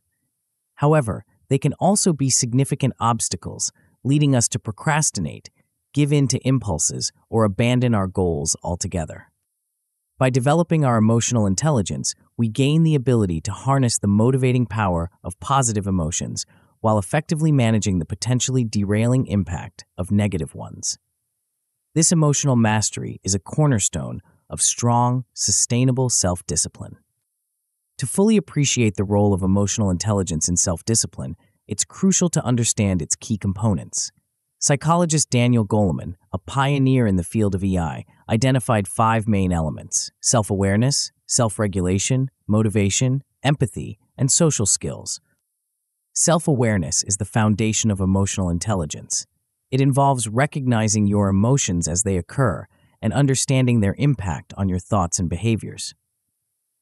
When it comes to self-discipline, Self-awareness allows you to identify emotional triggers that might lead to undisciplined behavior. For instance, you might realize that stress tends to trigger emotional eating, or that feelings of inadequacy often lead to procrastination. Self-regulation builds on self-awareness. It's about managing your emotions and impulses effectively. This doesn't mean suppressing your feelings, but rather channeling them in productive ways. For self-discipline, strong self-regulation skills allow you to stay focused on your goals even when faced with emotional turmoil or temptation. Motivation, in the context of emotional intelligence, refers to your ability to harness your emotions to pursue your goals with energy and persistence. This intrinsic motivation is crucial for long-term self-discipline, as it provides the inner drive to keep going even when external rewards aren't immediately apparent. Empathy and social skills, while they might seem less directly related to self-discipline, play important roles in maintaining discipline in social contexts. Empathy allows you to understand and consider others' feelings, which can help you navigate social situations that might otherwise derail your disciplined efforts. Strong social skills enable you to build supportive relationships and effectively communicate your needs and boundaries, both of which are crucial for maintaining discipline in a social world. Developing self-awareness is the first step in enhancing your emotional intelligence for better self-discipline. One effective technique is to practice regular emotional check-ins. Several times throughout your day, pause and ask yourself, what am I feeling right now? Try to identify the specific emotion and its intensity. Is it mild annoyance or intense frustration, subtle contentment or overwhelming joy? As you become more adept at identifying your emotions, start to explore their origins. What triggered this feeling? Is it related to a current situation, or is it stemming from past experiences or future anxieties? Understanding the source of your emotions can provide valuable insights into your behavioral patterns and potential obstacles to self-discipline. Keeping an emotion journal can be a powerful tool for developing self-awareness. Each day, take a few minutes to write down the emotions you experienced, what triggered them, and how they affected your behavior. Over time, you'll start to notice patterns and trends that can inform your self-discipline strategies. Once you've developed a strong foundation of self-awareness, the next step is to work on emotional regulation. This doesn't mean suppressing or ignoring your emotions, but rather managing them in ways that support your goals and values. One effective emotional regulation technique is cognitive reappraisal. This involves changing how you think about a situation to change how you feel about it. For instance, if you're feeling discouraged about a setback in your fitness goals, you might reframe it as a valuable learning experience that will ultimately make you stronger and more resilient. Another powerful strategy is the pause, breathe, choose method.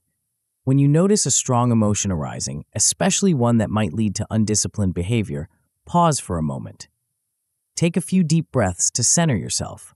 Then, consciously choose how you want to respond, rather than reacting impulsively.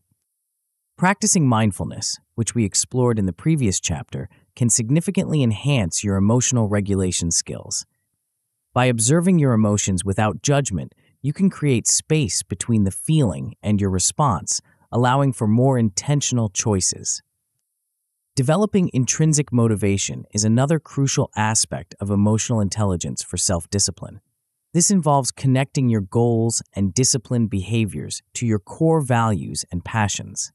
When you're intrinsically motivated, you're driven by personal satisfaction and fulfillment rather than external rewards or punishments. To cultivate intrinsic motivation, spend time reflecting on why your goals matter to you on a deep, personal level. How do they align with your values? How will achieving them contribute to your sense of purpose or personal growth? The more you can connect your disciplined behaviors to meaningful personal motivations, the easier it will be to maintain them over time. While self-awareness, self-regulation, and intrinsic motivation form the core of emotional intelligence for self-discipline, the social aspects of EI, empathy, and social skills shouldn't be overlooked. These skills can help you navigate social situations that might otherwise challenge your self-discipline. Empathy allows you to understand and consider others' perspectives and feelings. This can be particularly useful when your disciplined behaviors affect those around you. For instance, if you're trying to maintain a strict diet, empathy can help you navigate social eating situations with grace and understanding. Strong social skills enable you to communicate effectively about your goals and boundaries. This can help you build a supportive social environment for your self-discipline efforts. You'll be better equipped to explain your choices to others, ask for support when needed, and respectfully decline invitations or offers that don't align with your goals. As you work on developing your emotional intelligence, it's important to be prepared for challenges. One common difficulty is the initial discomfort that can come with increased emotional awareness. As you become more attuned to your emotions, you might find yourself noticing negative feelings more often. Remember that this awareness is the first step towards effective management. Another challenge is the time and effort required to develop new emotional habits. Like any skill, emotional intelligence improves with practice. Be patient with yourself and celebrate small improvements along the way. You might also encounter resistance from others as you change your emotional patterns. Some people in your life might be accustomed to your old ways of reacting and might find your new, more emotionally intelligent responses unfamiliar or challenging. Open communication about your personal growth journey can help ease this transition. Despite these challenges, the benefits of developing emotional intelligence for self-discipline are profound. You'll likely find that you're better able to stay focused on your goals, even in the face of emotional turbulence. You'll be more resilient in the face of setbacks, able to bounce back quickly from disappointments. Moreover, as your emotional intelligence grows, you may notice improvements in various areas of your life beyond self-discipline. Your relationships might become more harmonious as you're better able to understand and communicate your emotions. You might find yourself better equipped to handle stress and adapt to change. Your decision-making skills may improve as you're able to better balance emotional and rational inputs. Remember, developing emotional intelligence is a lifelong journey. There's always room for growth and refinement. As you continue to enhance your emotional awareness and regulation skills, you'll find that self-discipline becomes less of a constant struggle and more of a natural expression of your authentic self. As we move forward, we'll explore how the latest findings in neuroscience can further enhance our understanding and practice of self-discipline. In the next chapter, you'll discover how to leverage brain plasticity, optimize neurotransmitter function, and create an environment that supports peak cognitive performance. Get ready to unlock the full potential of your brain in service of your self-discipline goals. Chapter 10: The Neuroscience of Achievement. As we delve deeper into the realms of self-discipline and personal achievement, it's time to explore the fascinating world of neuroscience. Understanding how our brains function and adapt can provide invaluable insights into enhancing our self-discipline and optimizing our performance. In this chapter, we'll uncover the neurological underpinnings of achievement and learn how to leverage brain science to become truly unstoppable. At the heart of our capacity for self-discipline and achievement lies the remarkable phenomenon of neuroplasticity. For decades, scientists believed that the brain's structure was fixed after childhood. However, modern neuroscience has revealed that our brains remain plastic throughout our lives, constantly forming new neural connections and pruning away unused ones. This plasticity is the key to learning, adapting, and yes, developing stronger self-discipline. Every time you practice a disciplined behavior, you're not just building a habit, you're physically rewiring your brain. The neurons that fire together during this behavior begin to wire together, forming stronger and more efficient neural pathways. Over time, these strengthened pathways make the disciplined behavior easier and more automatic. This understanding of neuroplasticity is empowering because it means that self-discipline is not a fixed trait, but a skill that can be developed and strengthened over time. No matter your starting point, you have the ability to reshape your brain in ways that support your goals and aspirations. To leverage neuroplasticity for enhanced self-discipline, consistency is key. Regular practice of disciplined behaviors strengthens the associated neural pathways. This is why habits are so powerful. They're essentially well-worn neural paths that your brain prefers to take. One effective strategy is to break down your self-discipline goals into small, manageable actions that you can practice daily. For example, if your goal is to become more productive, you might start by focusing for just 25 minutes without distractions each day. As this behavior becomes more automatic, you can gradually increase the duration and complexity of your focused work sessions. Another way to enhance neuroplasticity is through learning new skills. When you challenge your brain with novel experiences and information, you create new neural connections and strengthen existing ones.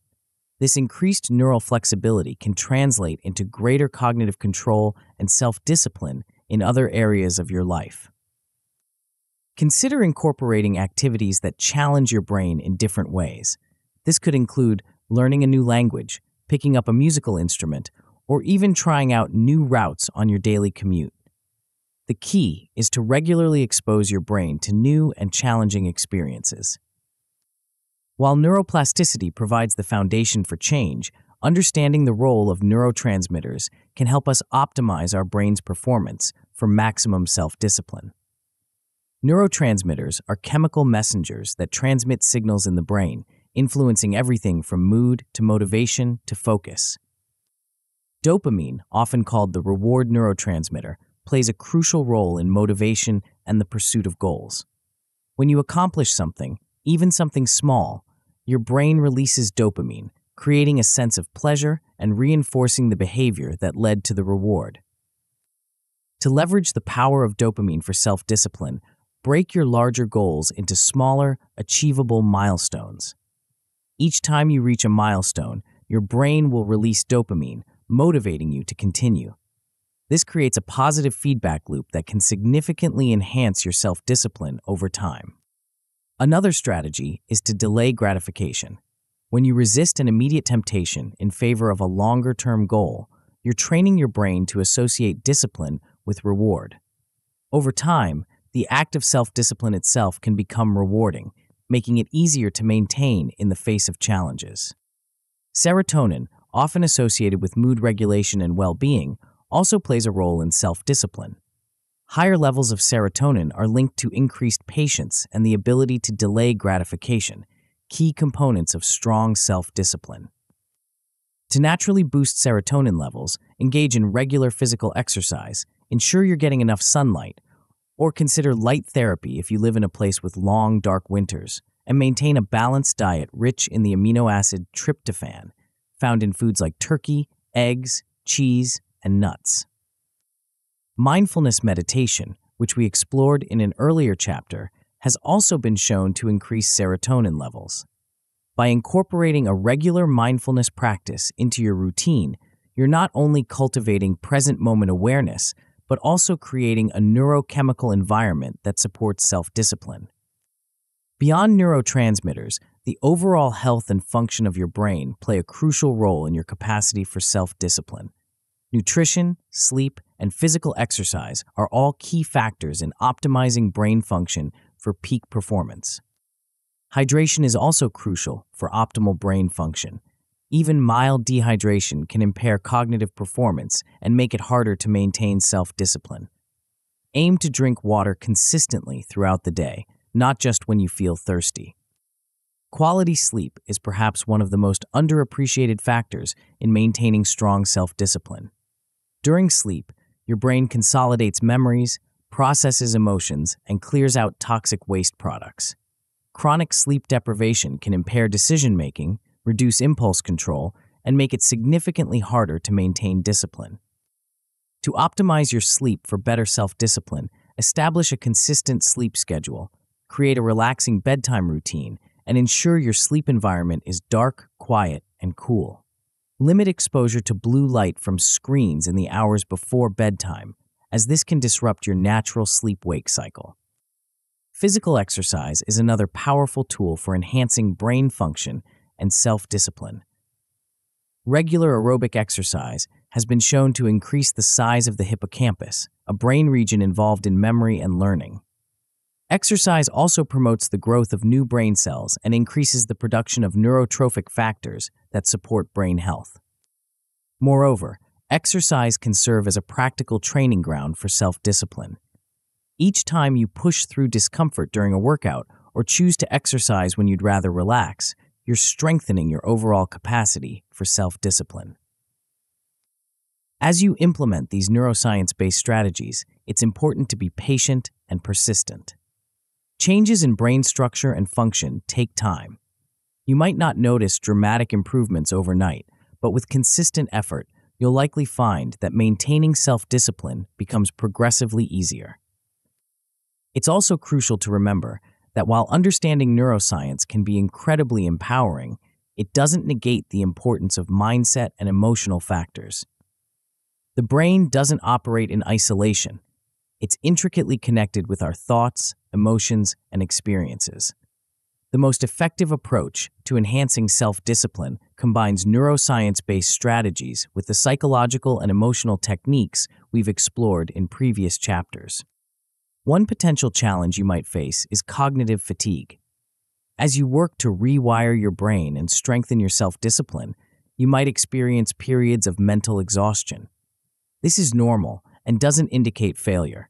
Just as your muscles need rest after a workout, your brain needs downtime to consolidate changes and recharge. To address cognitive fatigue, make sure you're incorporating regular breaks into your routine. These could be short breaks throughout the day where you step away from focused work to relax or engage in a different type of activity. It's also beneficial to have longer periods of rest and recovery, such as weekends or vacations, where you can fully disengage from your disciplined pursuits. Remember, the goal is sustainable, long-term change.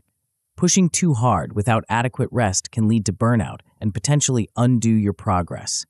Listen to your body and mind, and don't be afraid to adjust your approach if you're consistently feeling overwhelmed.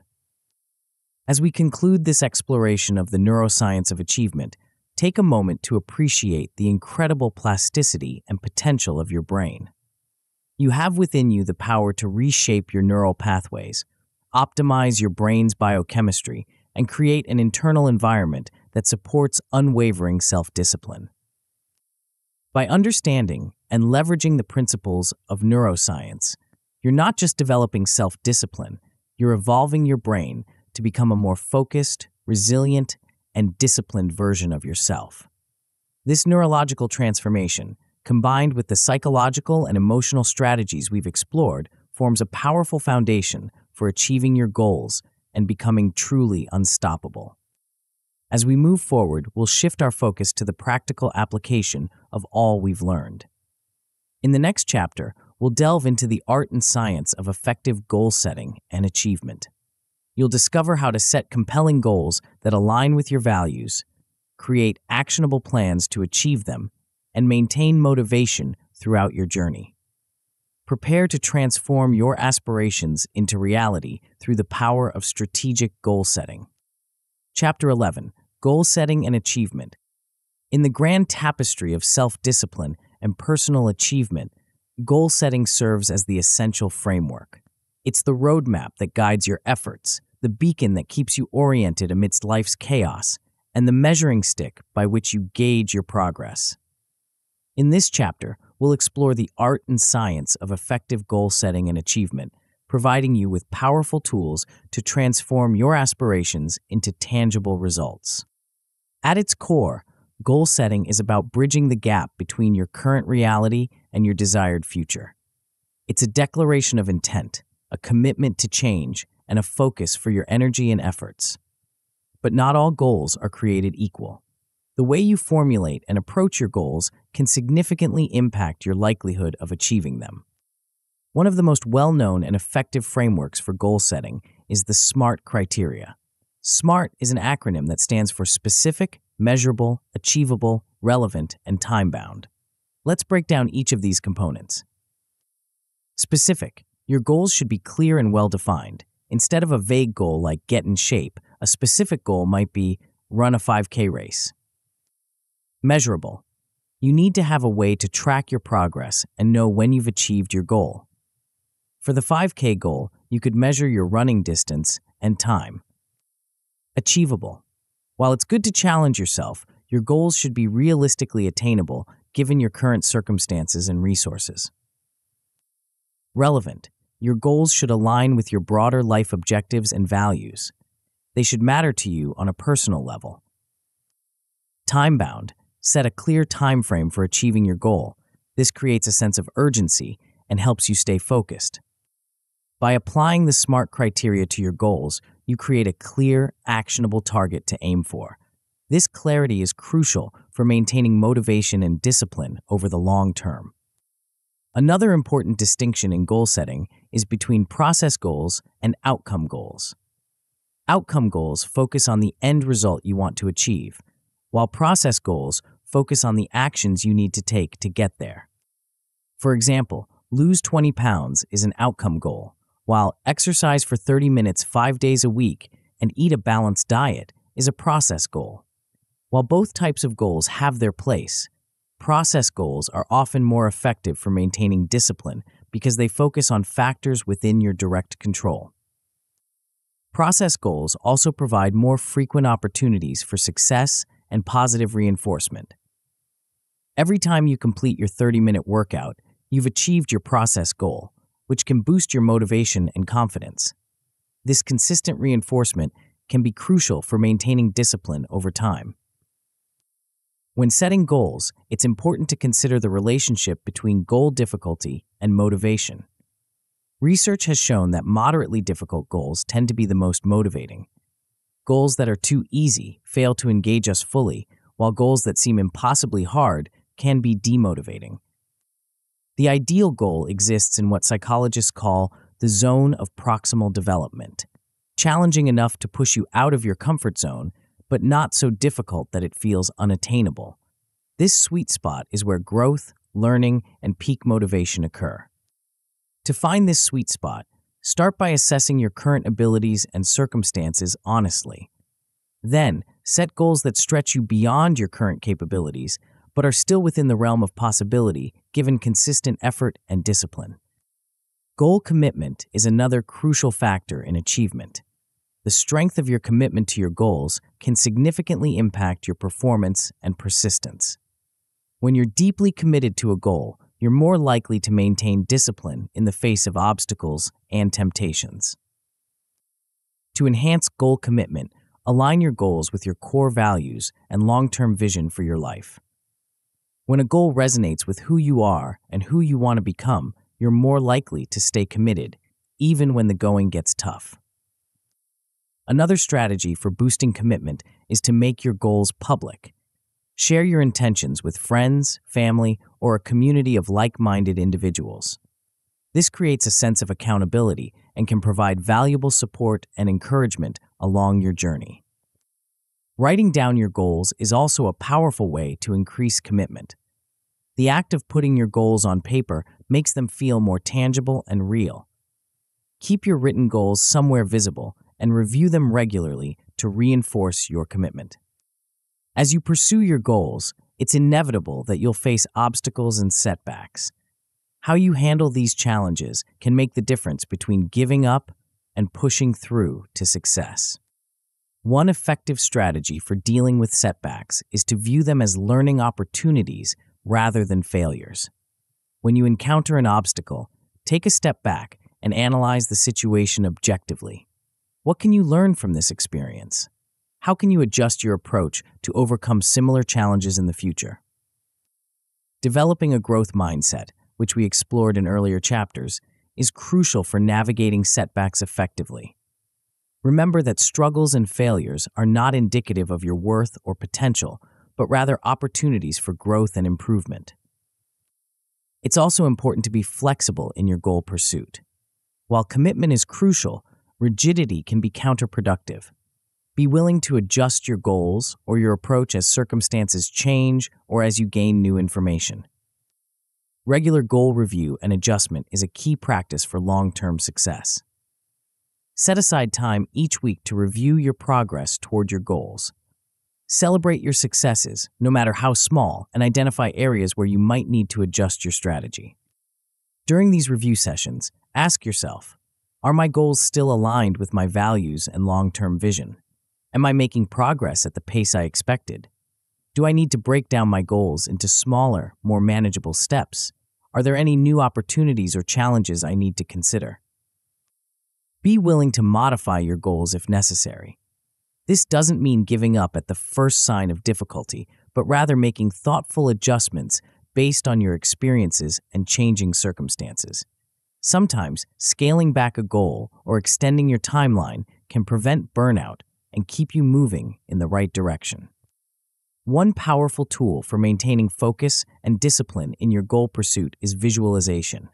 Spend time regularly visualizing yourself successfully achieving your goals. Engage all your senses in this visualization. See yourself taking the necessary actions, hear the sounds of success, feel the emotions of accomplishment. This kind of vivid visualization serves multiple purposes. It reinforces your commitment to your goals, boosts your confidence in your ability to achieve them, and helps your brain create neural pathways associated with the behaviors needed for success. Another effective strategy is to create a goal achievement environment. This involves structuring your physical space and daily routines in ways that support your goals. For example, if your goal is to write a book, you might create a dedicated writing space in your home and schedule specific times for writing each day. Your social environment is also crucial. Surround yourself with people who support your goals and exhibit the kind of discipline you aspire to. Limit your exposure to individuals or situations that undermine your discipline or tempt you away from your goals. As you work towards your goals, it's important to maintain balance and perspective. While discipline and focus are crucial, becoming overly rigid or obsessive about your goals can lead to burnout and neglect of other important areas of your life. Remember to take care of your overall well-being as you pursue your goals. Make time for rest, relaxation, and activities that bring you joy and fulfillment outside of your goal-related efforts.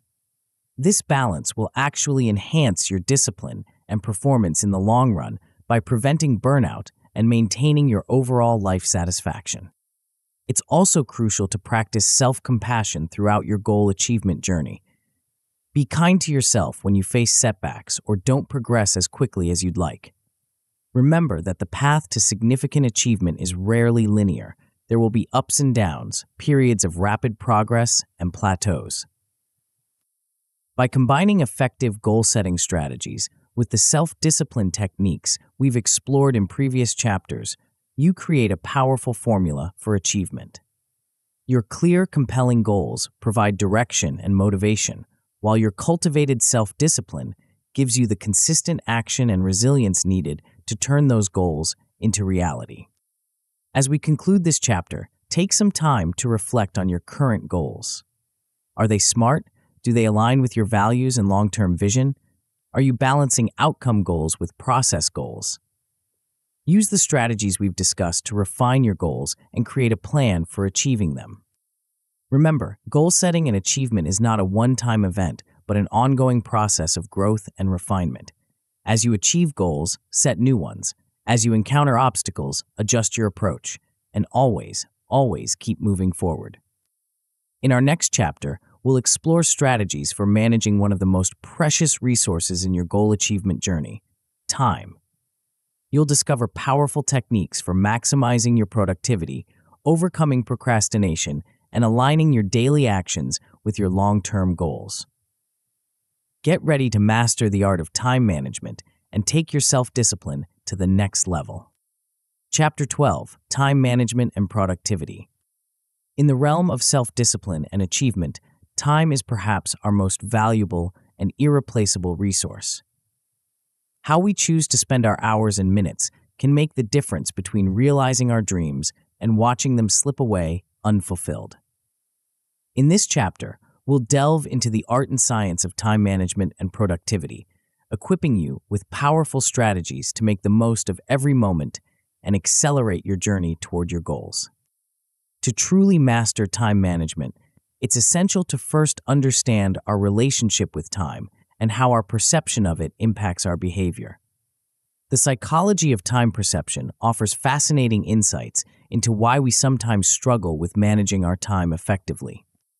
One key concept is time distortion, the phenomenon where our subjective experience of time doesn't match objective reality.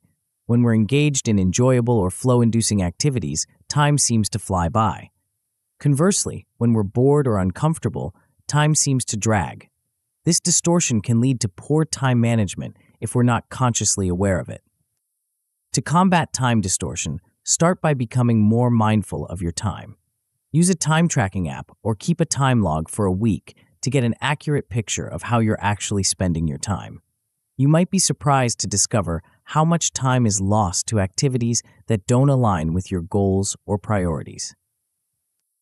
Another psychological factor that impacts time management is our tendency to underestimate how long tasks will take, a phenomenon known as the planning fallacy. We're often overly optimistic about how quickly we can complete tasks, which can lead to overcommitment and stress.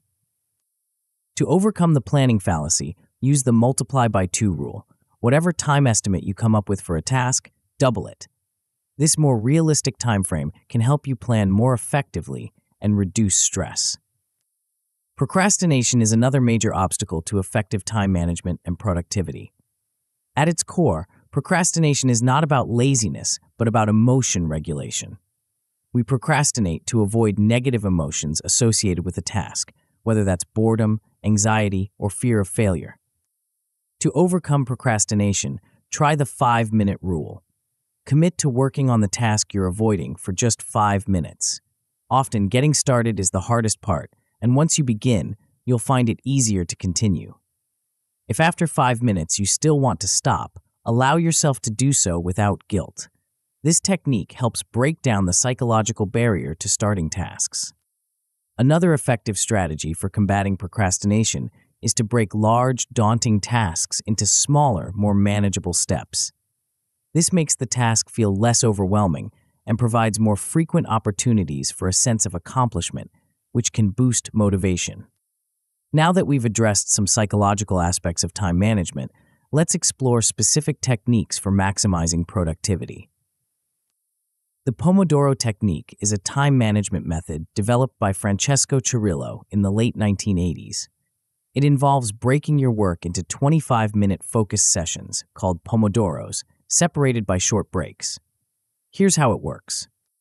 1. Choose a task to work on. Set a timer for 25 minutes. 3. Work on the task with full focus until the timer rings. 4. Take a short 5-minute break. 5. After 4 Pomodoros, take a longer break of 15 to 30 minutes.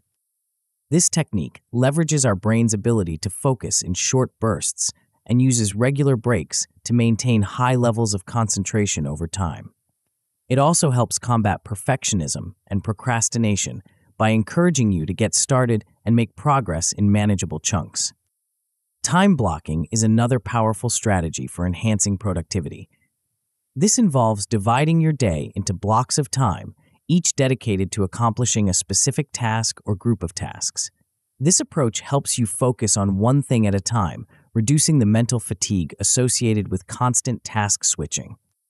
When creating your time blocks, consider your energy levels throughout the day. Schedule your most important or challenging tasks during the times when you typically have the most energy and focus. For many people, this is in the morning, but it can vary from person to person. The Eisenhower Matrix, named after President Dwight D. Eisenhower, is a useful tool for prioritizing tasks and managing time effectively. It involves categorizing tasks into 4 quadrants based on their urgency and importance. 1. Urgent and important. Do these tasks immediately. Important but not urgent. Schedule these tasks for later. 3. Urgent but not important. Delegate these tasks if possible. 4. Neither urgent nor important. Eliminate these tasks. By regularly categorizing your tasks using this matrix, you can ensure you're focusing your time and energy on what truly matters. Aligning your time use with your core values is another crucial aspect of effective time management. It's not just about being busy or productive. It's about ensuring that how you spend your time reflects what's truly important to you.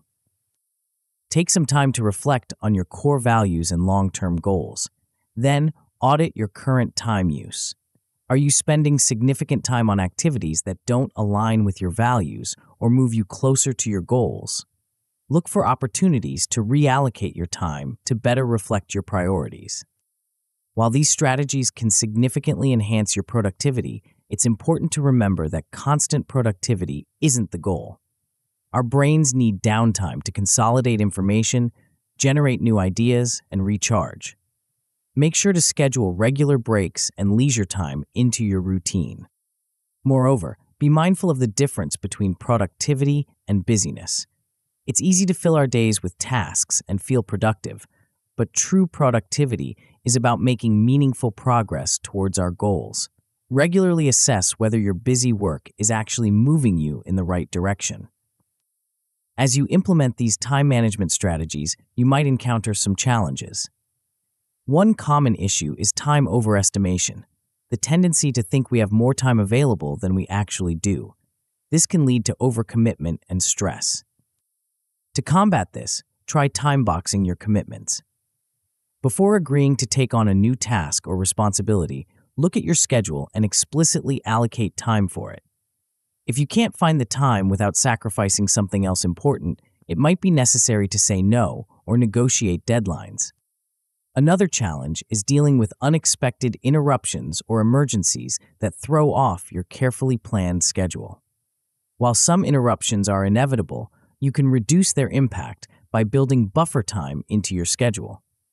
Don't plan every minute of your day. Leave some unallocated time to deal with unexpected issues or tasks that take longer than anticipated.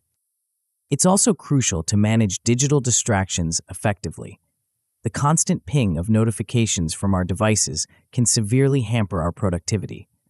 Consider using apps that block distracting websites during work hours, turning off non-essential notifications, or even keeping your phone in another room while you're working on important tasks.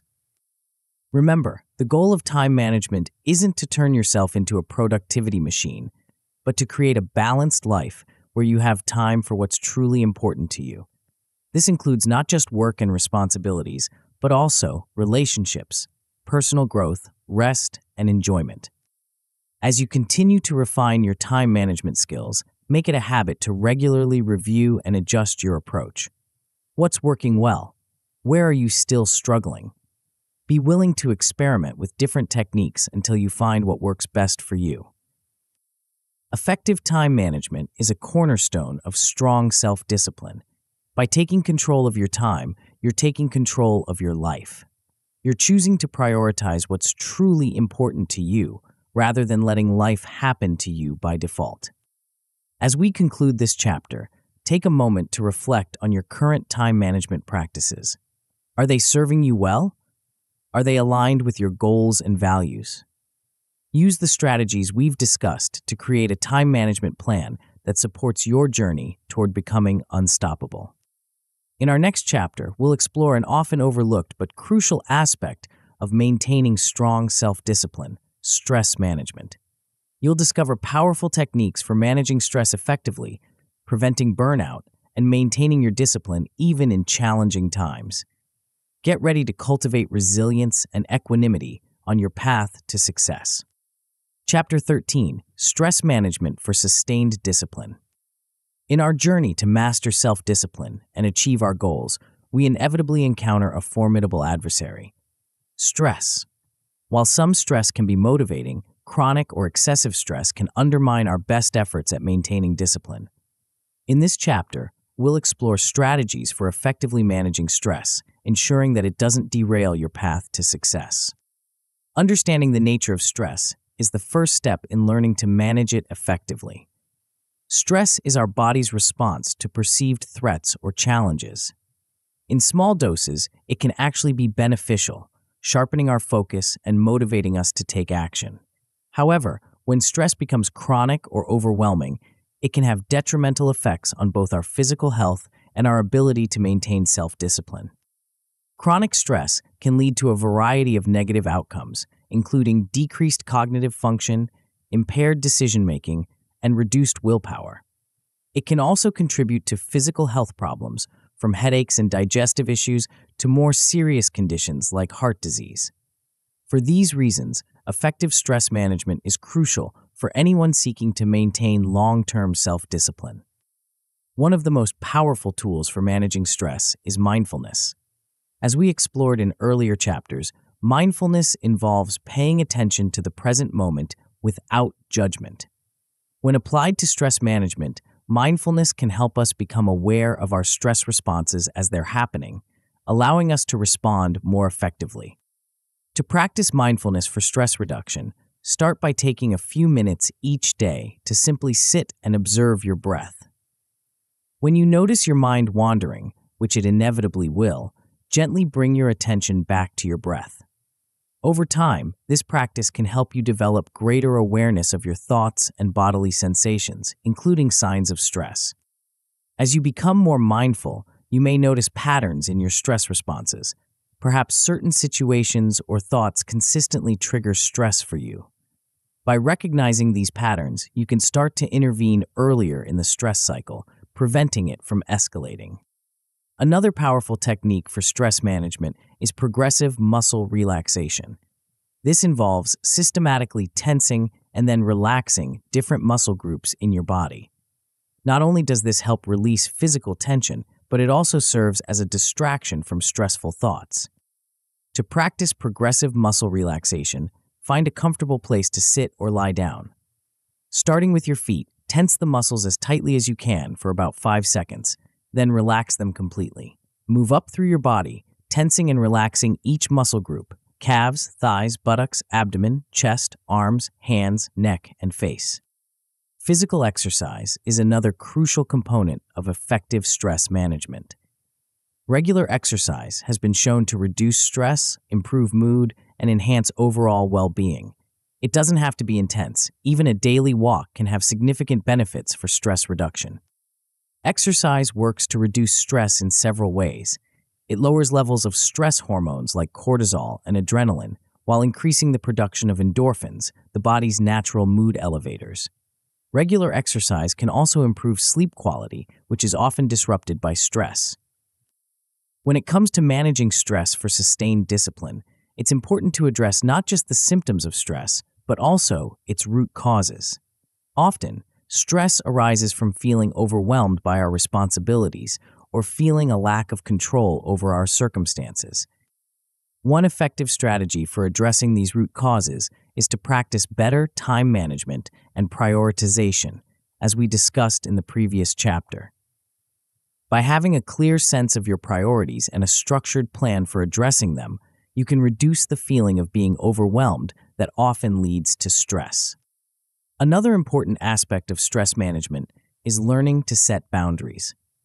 This might involve saying no to additional commitments when your plate is already full, or setting limits on your availability for work-related communications outside of work hours. Remember, setting boundaries isn't selfish. It's a crucial part of maintaining your well-being and your ability to perform at your best. Developing a support network is also crucial for managing stress and maintaining discipline over the long term. This might include friends, family members, mentors, or professional counselors. Having people you can turn to for support, advice, or simply a listening ear can make a significant difference in your ability to handle stress. It's also important to cultivate activities and relationships that bring you joy and relaxation. Engaging in hobbies, spending time in nature, or simply enjoying quality time with loved ones can serve as powerful antidotes to stress.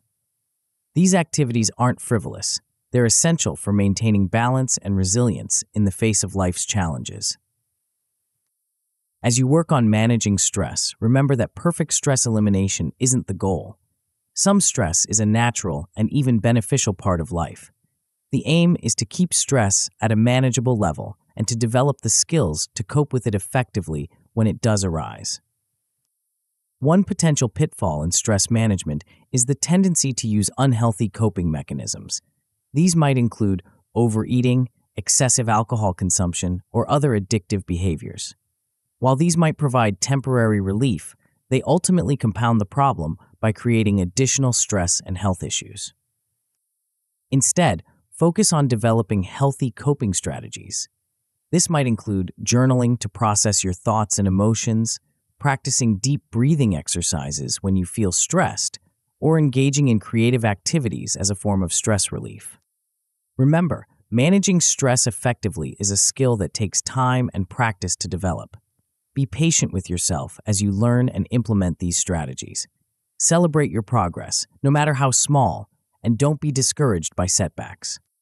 By effectively managing stress, you're not just improving your quality of life, you're creating a stable foundation for sustained self-discipline. When you're less burdened by stress, you have more mental and emotional resources available to dedicate to your goals and aspirations. As we move forward, remember that stress management isn't a one-time task, but an ongoing practice. Regularly check in with yourself about your stress levels and the effectiveness of your stress management strategies. Be willing to adjust your approach as needed to maintain balance and resilience on your journey to unstoppable success.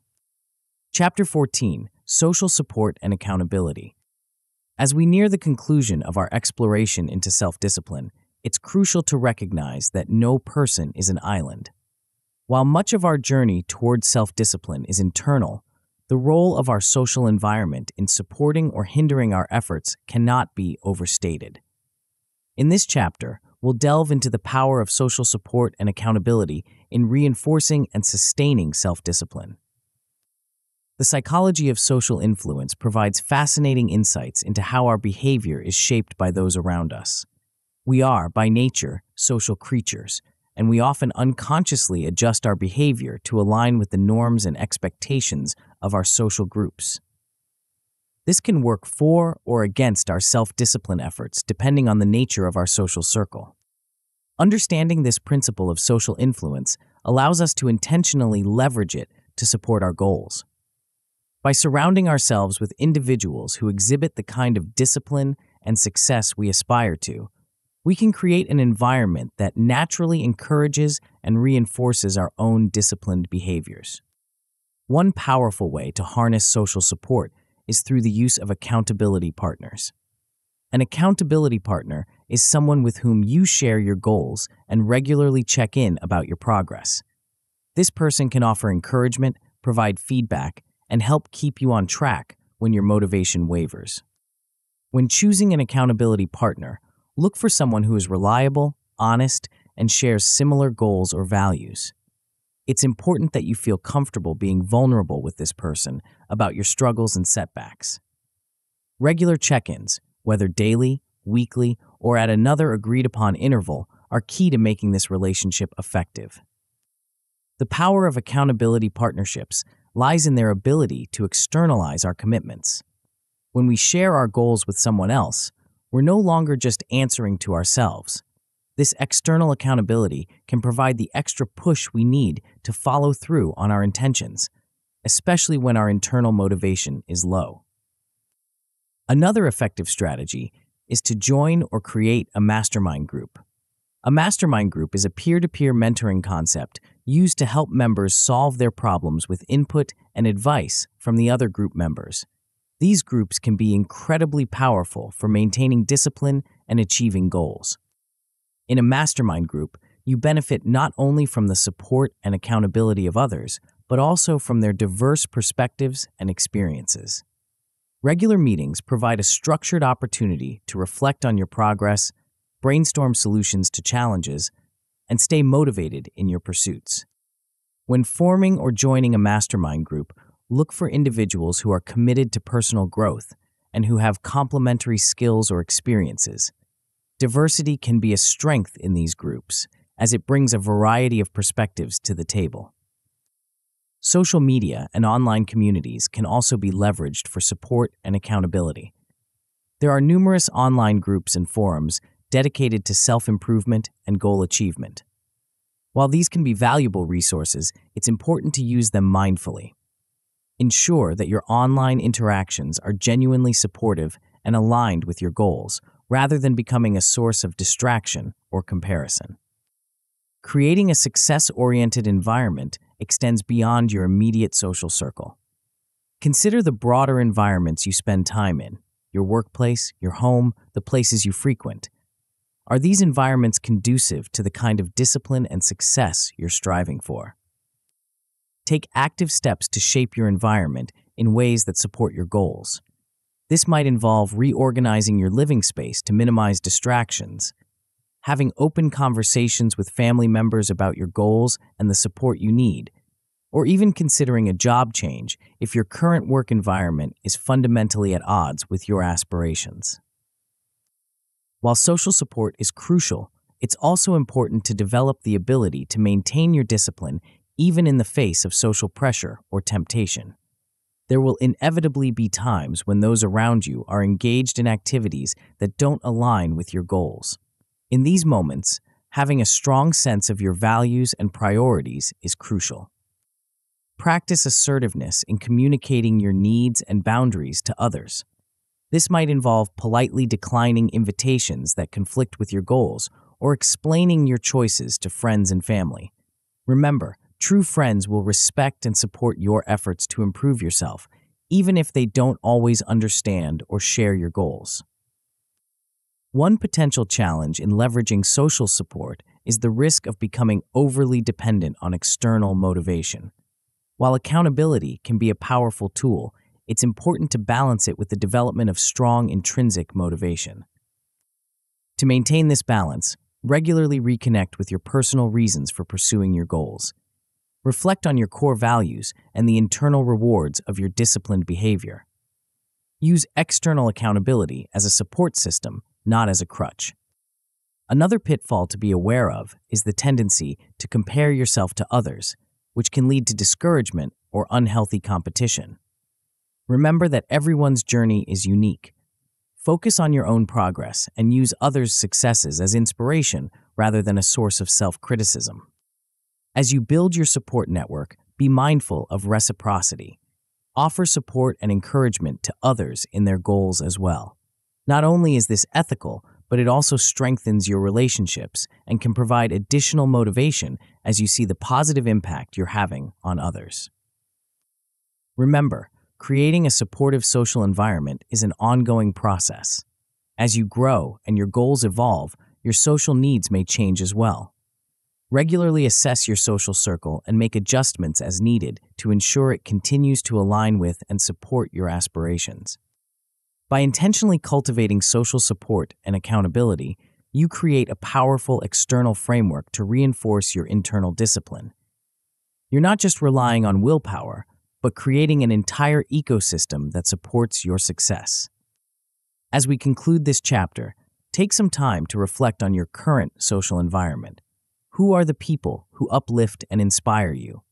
How can you deepen these relationships or find new connections that support your goals? By actively shaping your social world, you're creating a foundation for sustained discipline and unstoppable success. Chapter 15, Putting It All Together, Becoming Unstoppable. As we reach the culmination of our journey through the realms of self-discipline, it's time to step back and see how all the pieces fit together. In this final chapter, we'll explore how to integrate everything you've learned into a cohesive, powerful approach to life that will truly make you unstoppable. The knowledge you've gained throughout this book is more than just a collection of techniques or strategies. It's a comprehensive framework for understanding yourself, your motivations, and the mechanics of personal change. By applying these concepts, you're not just developing self-discipline, you're fundamentally transforming your approach to life and your perception of what's possible. Let's start by revisiting the core components of self-discipline we've explored. 1. The foundation of self-discipline. 2. Cultivating a success-oriented mindset. 3. Developing intrinsic motivation. 4. Building unshakable confidence. 5. Leveraging psychological principles. 6. The science of habit formation. 7. The power of visualization. 8. Mindfulness and self-discipline. 9. Emotional intelligence and self-discipline. 10. The neuroscience of achievement. 11. Goal setting and achievement. 12. Time management and productivity. 13. Stress management for sustained discipline. 14. Social support and accountability. Each of these elements plays a crucial role in the overall tapestry of self-discipline. They're not isolated techniques, but interconnected aspects of a holistic approach to personal growth and achievement. The foundation of self-discipline provides the basic understanding and motivation to begin your journey. The success-oriented mindset and intrinsic motivation give you the psychological framework to persist in the face of challenges. Unshakable confidence allows you to take risks and push beyond your comfort zone. Leveraging psychological principles and understanding the science of habit formation enable you to work with your brain's natural tendencies rather than against them. Visualization and mindfulness provide powerful tools for focusing your mind and maintaining awareness of your goals and progress. Emotional intelligence allows you to navigate the complex landscape of human emotions, both your own and others. Understanding the neuroscience of achievement helps you optimize your brain's performance and create an environment conducive to success. Effective goal setting gives direction to your efforts, while time management and productivity strategies ensure you're making the most of your resources. Stress management techniques help you maintain balance and resilience, preventing burnout and sustaining your efforts over the long term. Finally, social support and accountability provide the external reinforcement to complement your internal discipline. When all these elements are working in harmony, the result is nothing short of transformative. You become a person who not only sets ambitious goals, but has the tools, mindset, and support system to consistently achieve them. You develop the ability to maintain focus and motivation even in the face of setbacks or distractions. You become, in essence, unstoppable. But what does being unstoppable really mean in practical terms? It doesn't mean that you'll never face challenges or experience failure. Rather, it means that you have the resilience, skills, and mindset to learn from every experience and keep moving forward. It means that temporary setbacks don't deter you from your ultimate goals. It means that you have the discipline to consistently take actions aligned with your values and aspirations, regardless of momentary feelings or external circumstances. Being unstoppable means that you're no longer at the mercy of your habits or impulses. Instead, you're in control of your behaviors and can intentionally shape them to support your goals. You're not driven by fear or external validation, but by a deep intrinsic motivation rooted in your core values. This newfound self-discipline and personal power will inevitably impact every area of your life. In your career, you'll find yourself more focused, productive, and ambitious. You'll be better equipped to take on challenges, learn new skills, and pursue opportunities for growth and advancement. In your personal relationships, your increased self-awareness and emotional intelligence will allow you to communicate more effectively and empathetically. You'll be better able to set and maintain healthy boundaries and to build deep, meaningful connections with others. Your physical health is likely to improve as you apply your discipline to maintaining a healthy diet and regular exercise routine. Your mental health will benefit from reduced stress, increased mindfulness, and a more positive, growth-oriented mindset. Even your leisure time will be enhanced.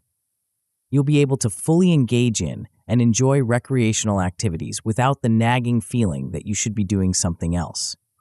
Your increased discipline in other areas of life will allow you to relax and have fun without guilt. As you continue to practice and refine your self-discipline skills, you'll find that maintaining discipline becomes progressively easier. What once required conscious effort and willpower starts to become second nature. This doesn't mean you'll never struggle or face temptation, but you'll have the tools and mindset to navigate these challenges effectively. It's important to remember that becoming unstoppable is not a final destination, but an ongoing journey. As you achieve your current goals, you'll set new, more ambitious ones. As you master one area of your life, you'll find new areas for growth and improvement. This continuous growth is not a burden, but a source of excitement and fulfillment. The real power of what you've learned lies not just in achieving specific goals, but in fundamentally changing how you approach life.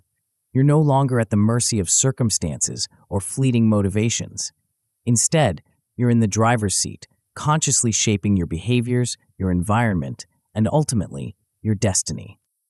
As you move forward from here, remember that consistency is key. The strategies and techniques you've learned are powerful, but their true potency emerges when they're applied consistently over time. Make a commitment to yourself to practice these skills daily, to regularly revisit and refine your goals, and to continuously seek opportunities for growth and learning. Also, remember the importance of balance.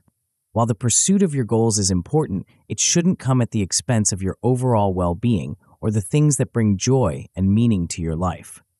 Use your newfound discipline not just to achieve, but to create a rich, fulfilling life aligned with your deepest values. Finally, consider how you can use your growing mastery of self-discipline to make a positive impact on the world around you. As you become more capable and successful, you have an increasing capacity to contribute to others and to causes larger than yourself. This could involve mentoring others, volunteering your skills, or using your resources to support causes you care about.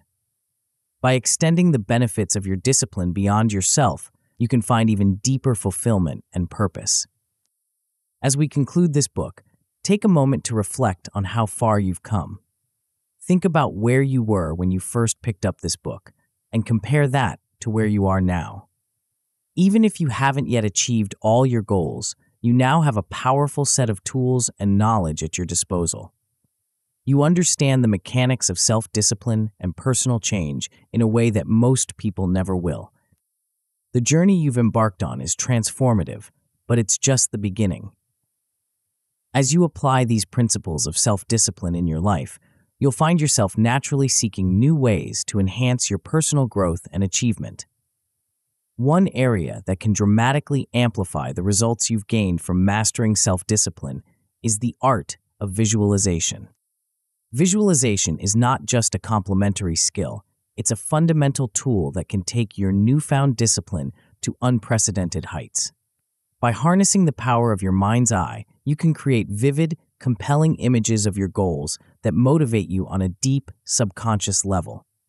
This practice can reinforce your discipline, supercharge your motivation, and help you overcome obstacles with greater ease.